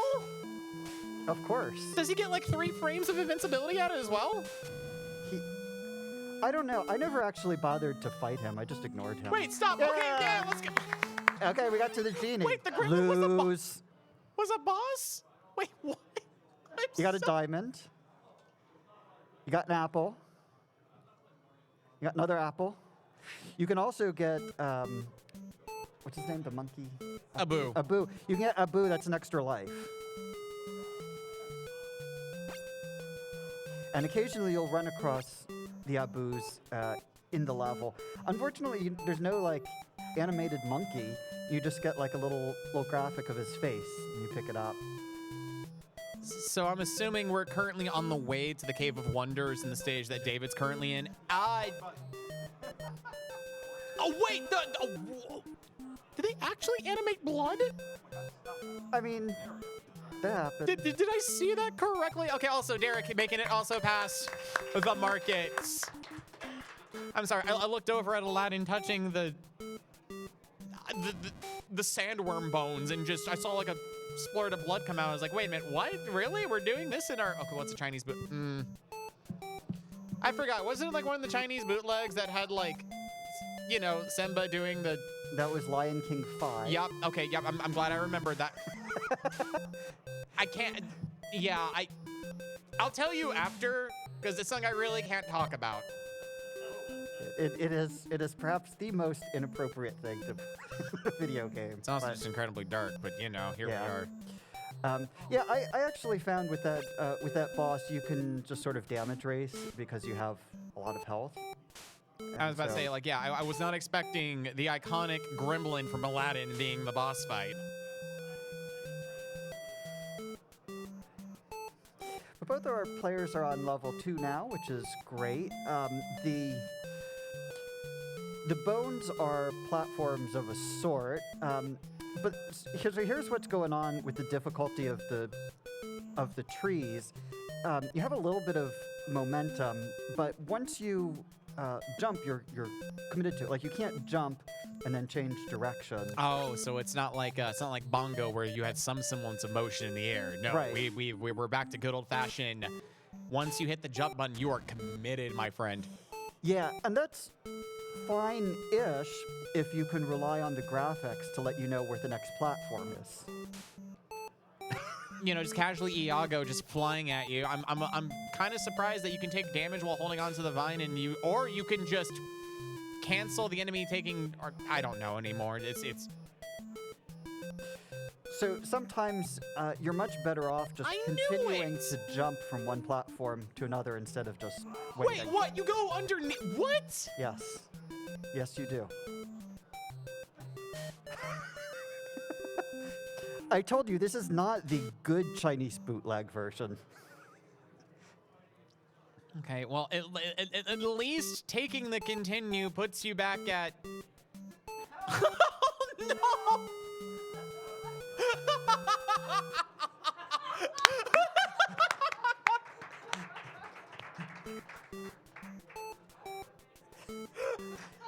Like I was saying, this is not the good version.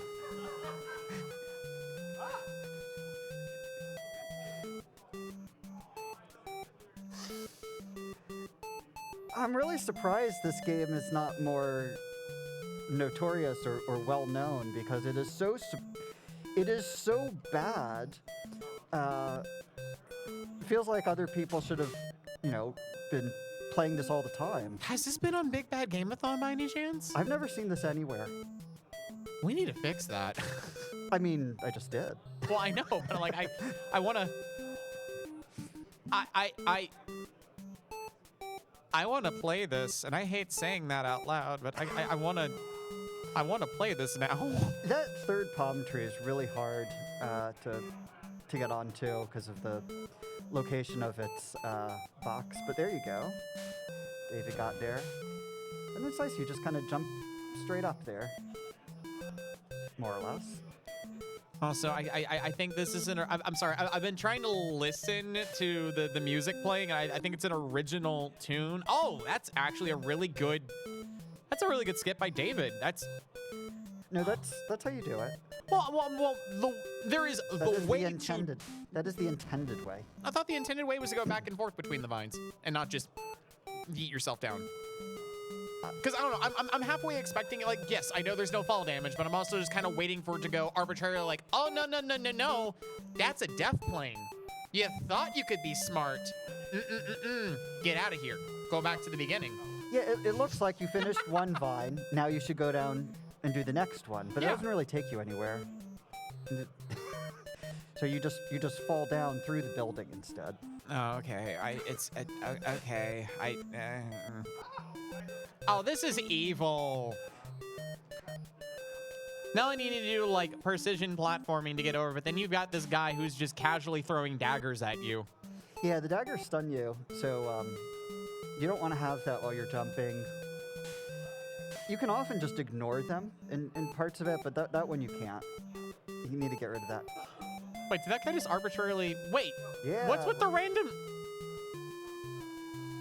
I'm sorry, is this Lawrence of Arabia all out of nowhere? Hey, David's almost out of health, but level's almost over. Yeah. All there we right, go. awesome. Way to go, David. Apple, diamond. Okay, Diamond. so lose. So is it also... Wait, what is this? So the graphics. Is the game corrupted? Yes. Oh, okay. No, this is not the dump. I mean, that's just how it is. The original, the original background they didn't fix. Guys, we're designing the Cave of Wonders right now. We need to really, really focus on this background. Sir, we've got 1 day till shipment. Throw it out there. Focus on the rest of the game. Don't worry about the background. So I hated this part. Just the timing of these. You'd think, oh, hey, there are 3 of them. They go on a regular pattern. How hard could that be? I also noticed the obligatory ball and chain is also going into like foreground and background as well. Yes. That's all right. I'm a little impressed with that animation. I'm not gonna lie. I hate complimenting this game, Jeff. I hate it. It's hurting my soul. We aim to please. Do we now? We aim to please me. The truth comes out. But yes, this is a surprisingly difficult section just to get up those 3 blocks.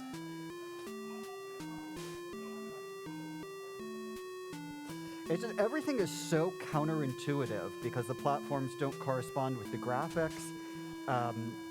Things don't register properly. It's just such a mess.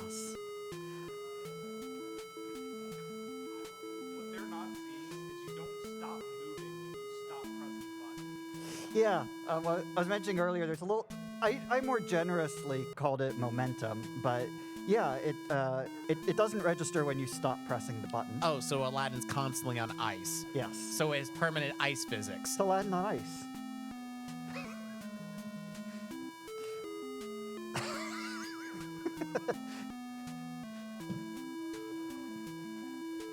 But our players are neck and neck here. It's actually quite amazing that they've both gotten this far so quickly.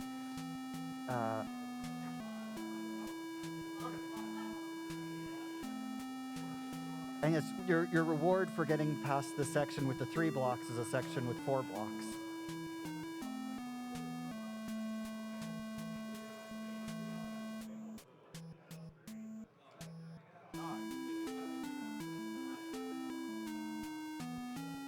The levels are actually relatively short.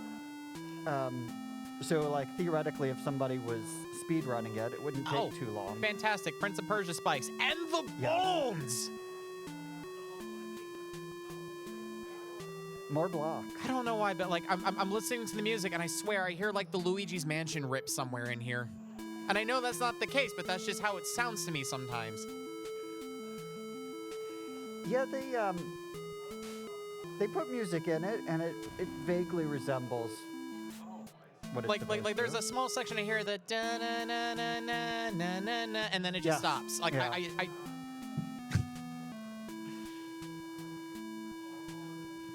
like Look, if so you're far gonna for steal music, you steal from the best. right. It's just also at the same time like I'm surprised they haven't done more with like the actual like Aladdin OST. Because so far I've heard Prince Ali, and that's it. Like unless the desert level was supposed to be, I don't know, one step ahead. I don't know. I thought this was gonna be like Friend Like Me originally, but I think it might be like one of the later stages after we get past the the obligatory. Wait, okay, no, hold it, stop. I'm a little confuzzled because we started in the streets of Agrabah. Yes. We went into the desert. Yes. But I feel like clearly we're in the dungeon of the Sultan's palace. Maybe. Well, like, there's a screen select that tells you where you are in all of these, but okay, because we're not seeing it right now. We're not. It's just I sat there as this like, I don't remember. Well, of course, unless I haven't like remember the movie incredibly well, despite watching it who knows how many times, I don't remember spikes and bones and death. Okay, except for like the lava chase scene at the end of it. But regardless, like this is very like Prince of Persia, like Sultan's Dungeon themed-esque level, and not like Cave of Wonders. So I just close enough. So, oh my gosh.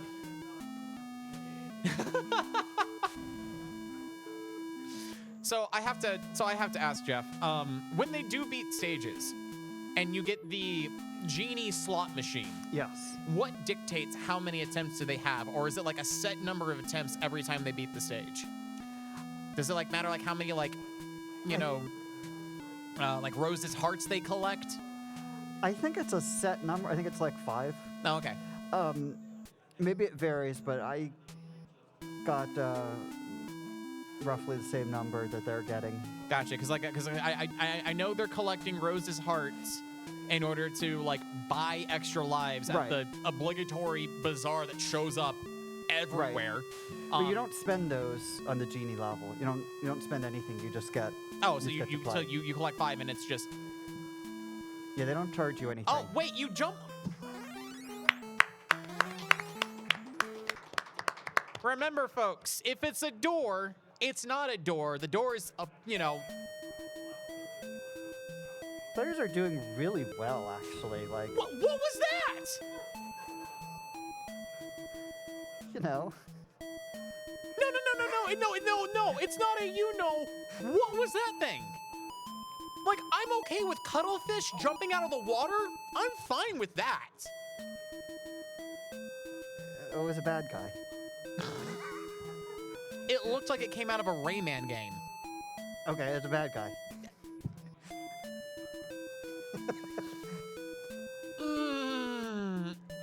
Once again! It's like, it's got googly eyes. I feel like Was that meant to be demonic Elmo? Like. All right, players, we got 20 minutes left in this fever dream. It looks like it belongs in a horror game. Wait, is that meant to be Shiva? With like the multiple arms and whatnot? Yeah, I think so. I'm just having a hard time to try and figure out if that is like arms with open hands or if it's just like eyes for hands and it's just the Eldritch Nightmare in Aladdin, which honestly at this point I wouldn't be surprised.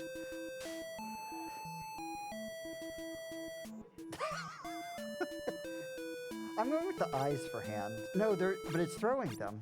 Maybe it's throwing its eyeballs at you. It's just standing there menacingly.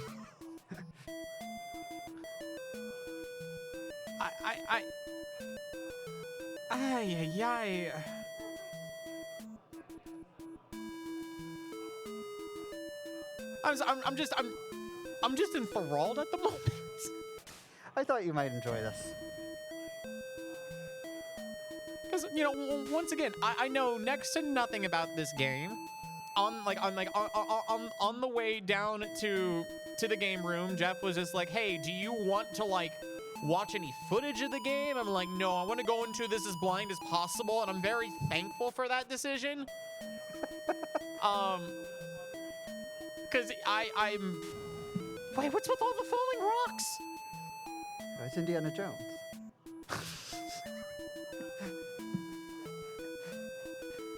Of course. Look, if you're gonna pirate one IP, might as well pirate them all. I must say, if we're already like pirating like Rose is a heart, oh no, of course, because you know.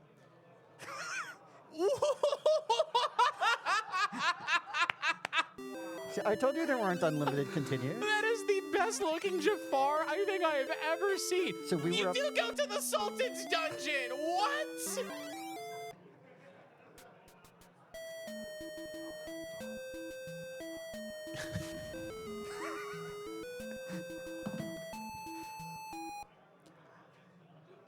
I'm hoping we get to the magic carpet ride today. If not, I'll tell you a little bit about it when we get towards the end of the match. Oh my gosh, if it's not like a turbo tunnel type stage, I'm gonna be very upset. You're not gonna be upset. Oh, good. Yeah, let's go out into the desert to then be thrown into the Sultan's dungeon to then be back at the Cave of Wonders. Yeah, no, that tracks. Same thing with the Cave of Wonders having cuttlefish and, I guess, Shiva. Man, Aladdin's way different than I remember it. What was Jafar's advice? Touching nothing but the lamp. Oh, also don't forget, one of the gods of Hindu is in there as well. Don't mind the cuttlefish, they're just lonely at times, but bring me the lamp! Yeah, I remember that scene so well.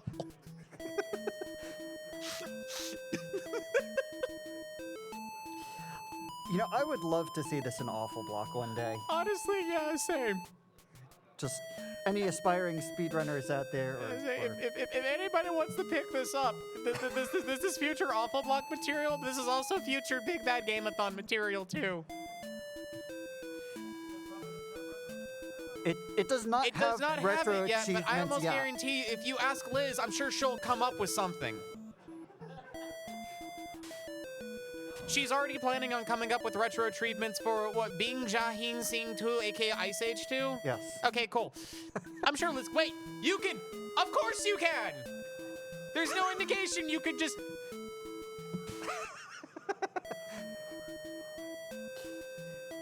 I mean, that's one of the things about bootleg games is often there are mechanics that are obscure and not explained. If you try a lot of different things... Oh, David. Oh! Game over.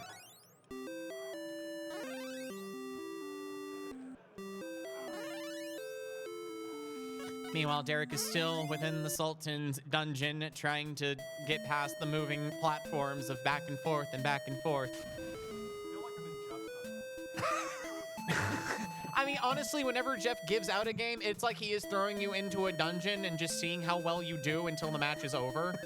And then as soon as you're done, you get like that sweet taste of freedom, and it was just a fever dream you never want to come back to. Until the next round with me.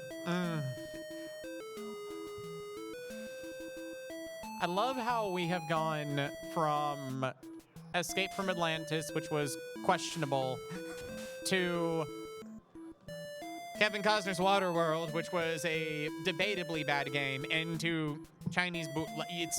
You've really kind of experienced the full gauntlet of Kuso has to offer within like these 3 matches. Oh my goodness. Went from a bad licensed game to a bad unlicensed game.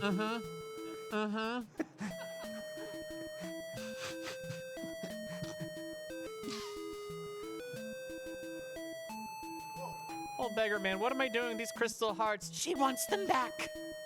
Don't question it who she is, but she wants them back. Only I can deliver the hearts back to her. Oh! Just sliding right off the edge into the water. You think you can just tap right and it'll just move you like a step, but no. But no, it's Aladdin too. Of course not. Everyone knows that Aladdin has slick shoes. That's how he steals things from the market with getting away with it. He is a very slick individual. Of course he's gonna slide all over the place. It's a key plot point of the movie, Jeff. Yeah, I don't know how. Everyone remembers the scene when he's remembers talking with Jasmine about his magical feet that let him slide around the place. That's how they connect with one another. She escapes from. I love this.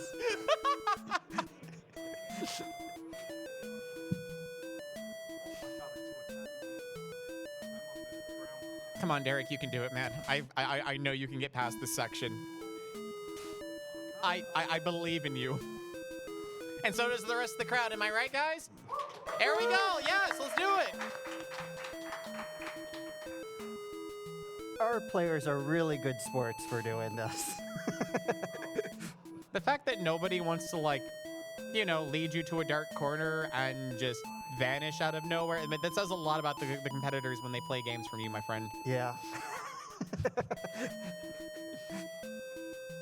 All right, well, David's coming back up to the bat that just wants to say hi. Or, okay, there it is, there it is. Well, I was about to say he's gone, but then his brother came up and said, hey, I heard you were messing with my bro. We need to have a talk.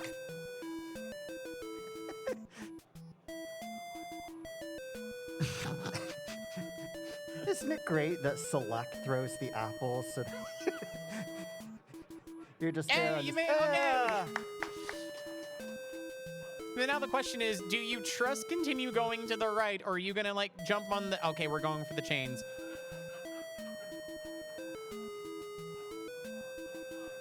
Wait. Wait, what? It's right there, David. Wait, did the apple just... Did the apple just screen wrap?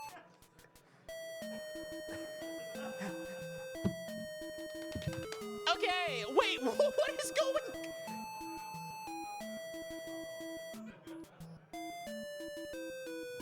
Wait, do you need to defeat Shiva? Wait a minute. You have to... Oh, that's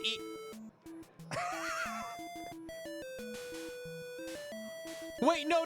You need to collect the stone face of Fred Flintstone. Yes. Okay, perfect. Seamless. I remember that treasure from the movie. Touching nothing but Fred Flintstone. And you will receive your reward. Okay. Okay. So you just bounces between the platforms and... Yes, I remember the No. Oh, but we did get to see the boss. That looks like Newman from Seinfeld if he was an evil genie.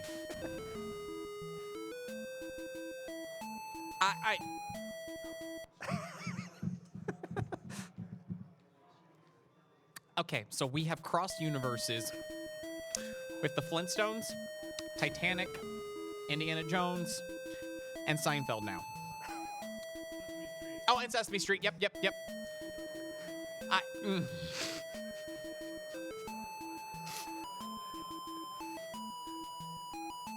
I feel like at this point in time, nothing else will surprise me. I guarantee you, nothing else is going to surprise me as we continue through.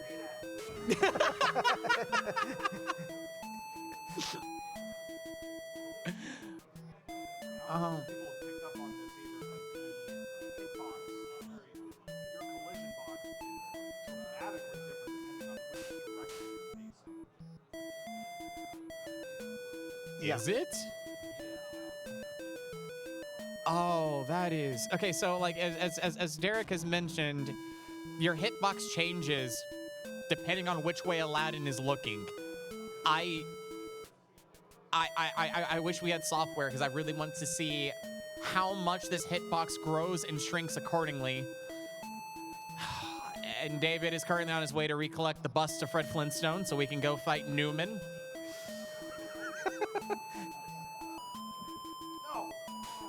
Oh no! Oh no!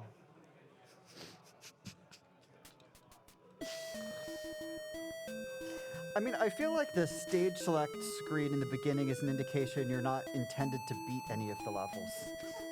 Yeah, I would say that as well.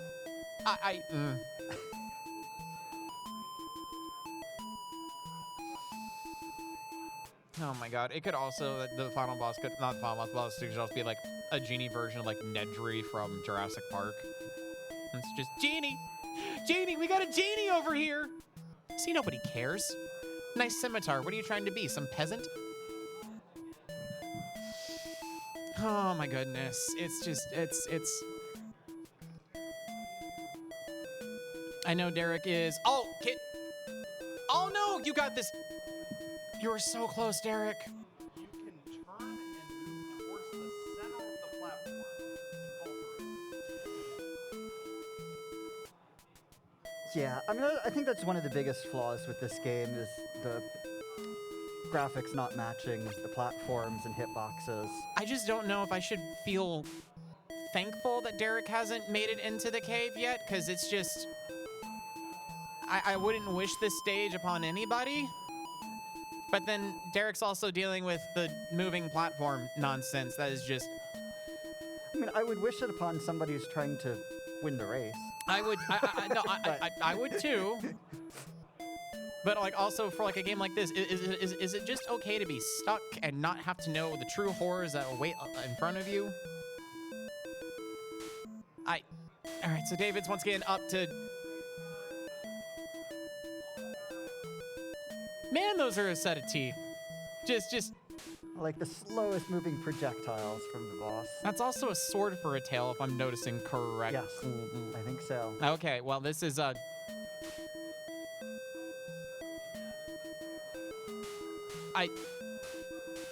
my gosh, this is intense. Okay, almost out of health. Oh! Yeah, okay, there we go. Okay. Oh no! Oh, good. Oh no! Oh. Oh good, you have cuttlefish left. Oh!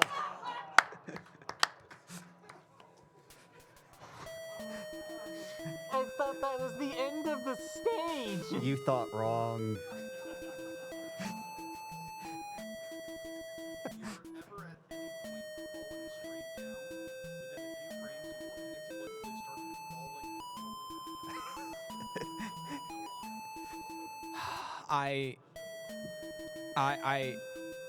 Oh my god. I'm not gonna lie, watching Derek, like, with these platforms, it reminds me of, like, climbing the wizard's beard from, like, the game we had yesterday. Yes. Of, like, missing the platform and trying to aim for the next platform on the wizard's beard.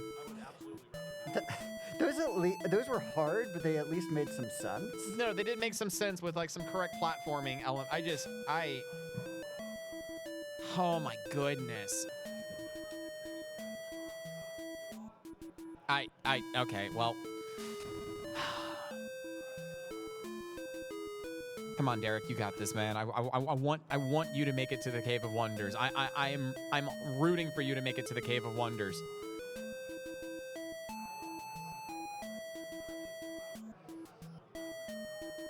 It's all right, cool. We've got, I can math in my head. 5 minutes left. 5 minutes left until we... Oh. Until this nightmare is over. For one of them. The other one has to come back. Well, yeah, are they really a winner at that point? I don't know. I've always thought it with Kuso that if you lost, you're the true winner because you don't have to touch any of the other crap we get to throw at people. So honestly, if you lose, you're the real winner in my heart. Personally, but...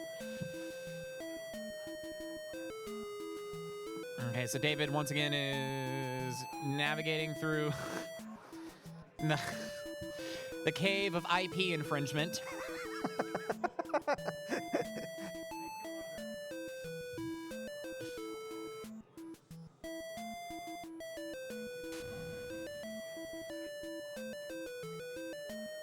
Oh.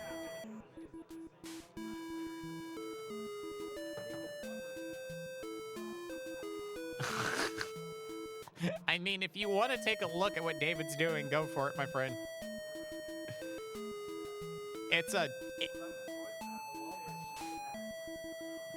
I'd say there are bats, there are cuttlefish, there's Newman as a genie, there's Shiva.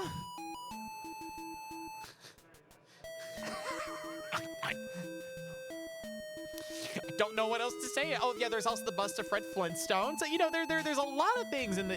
It really is a wondrous cave. It does make me wonder. It is a whole new world. Thank you, audience. So I have to ask, you know, we were originally set up for me to do a whole new world. What stage does that play on? I don't remember now. We'll check afterwards. Oh, okay. Well, I apologize for getting your hopes up.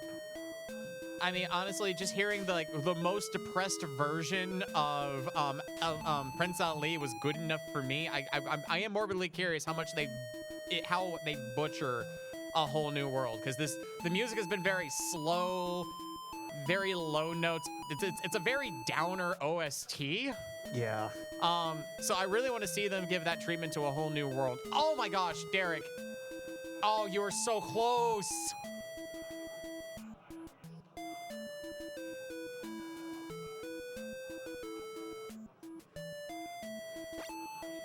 Oh my goodness. I am enthralled. I am infused. I am scared at the same time.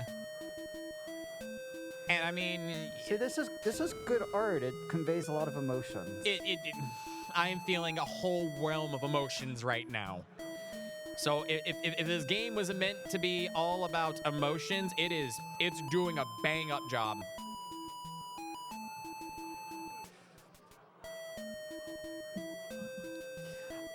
You know, I for one, actually, one of the reasons I like bootleg games is because they often just have things that make you go, what? And it just like things that are completely unexpected and novel. I kind of like that. It's like a box of chocolates, Jenny. You'll never know what you'll get. Exactly. Like you know what you're gonna get with your Mario and your Zelda. But you never know when you're gonna get Demonic Elmo in a Chinese bootleg. But touche. We got 1 minute left, guys. You got 1 minute left until this is done. This is over. I want to see David. I want to see David attempt to get back to past the magic. Oh my gosh. There we go! Let's go, Derek! Yeah, Derek.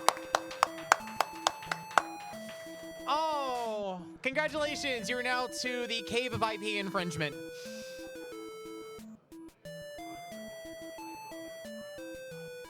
I'm glad that the players, that there's a very competitive race. Both made it to the same level. Yeah. And,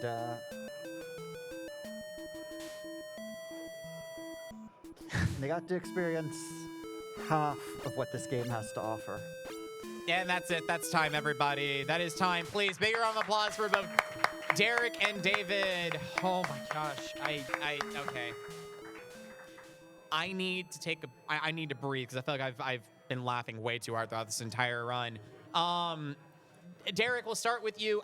Please tell me your thoughts and feelings on this gem of a game. Look, they're still playing. Yeah, let me get onto a bit of air to stand here real quick. Hold on. Almost. Give me just a moment here. I'm trying to get in position. I love this. See, this is a good game. People like it. Yeah, so this is a great platformer. So between the platforms whose actual hitboxes are about half of the platform's length to the left, and then the character's hitbox changing dramatically depending on which direction he's facing, and the fact that there is some minimum amount of horizontal movement you can do in one input, it's fascinating. I feel like this is a puzzle game because each level has just like one moment in it that's just, okay, figure out what this game is, figure out what the new mechanic is. The first one, it was the fact that you have to neutral jump off of vines and chains and stuff to get more height. That's what I was stuck on the first level, and then it's like just like, figure out the fact that you have to be moving some amount of frames before you can jump, or else it just eats your input. It's fantastic. David, what are your thoughts and feelings on this game? I can't describe how awkward it feels. You have to play it to understand the feeling. Look, it's really something when you're on the left side of a platform and then you turn around and because your hitbox changes, you fall. Yeah, that's what was happening. That's not because of the hitbox of the platform being shifted to the left. It's because you turn around and your hitbox no longer extends onto the platform. You are over air and you fall. And then you start falling forward for some reason. I don't know. This was so hard to play. Yeah, it's like a puzzle game more like, because you have to figure out like how exactly are you going to twist your hands on this controller to make Aladdin do what you want him to do, because it's not intuitive. And just imagine if you were playing this on like an actual like Famicom controller. Yeah. All right, guys. So David TK ends up winning this match. Derek, we'll start with you. Are you currently doing anything at the moment? Any streams, any games you're currently playing? Not streaming, but I do RuneScape content on YouTube, old school RuneScape. I'm working on maxing an Ultimate Iron Man, and I'm getting pretty close. It should be early this year. YouTube.com/@DEREKMK for that. Fantastic. And what about you, David TKI? I'm currently working on a Quest for Glory 2 tool-assisted speedrun. I had one published to TAS Videos a few months ago that's just a credits work. So I'm doing another one that's going to be our super 100% category, where you beat the game with 668 points out of 500. Nice. All right, so that's going to be it for today's Kusogrande Live. Thank you guys so much for showing up. If you're here on property, we will be starting again tomorrow from 10 to 2 with our quarterfinal matches. Brossentia wishes he could be here today. Unfortunately, he did have an escape room shift he needed to go to. But Brossentia will be back along with us as GMs to give out more questionable or just downright Kuso style games. Thank you guys so much for being here. And as always, can't wait to see you again at Kusogrande Live here at AGDQ 2025. Have an awesome day, everybody. Kevin Costner's Waterworld.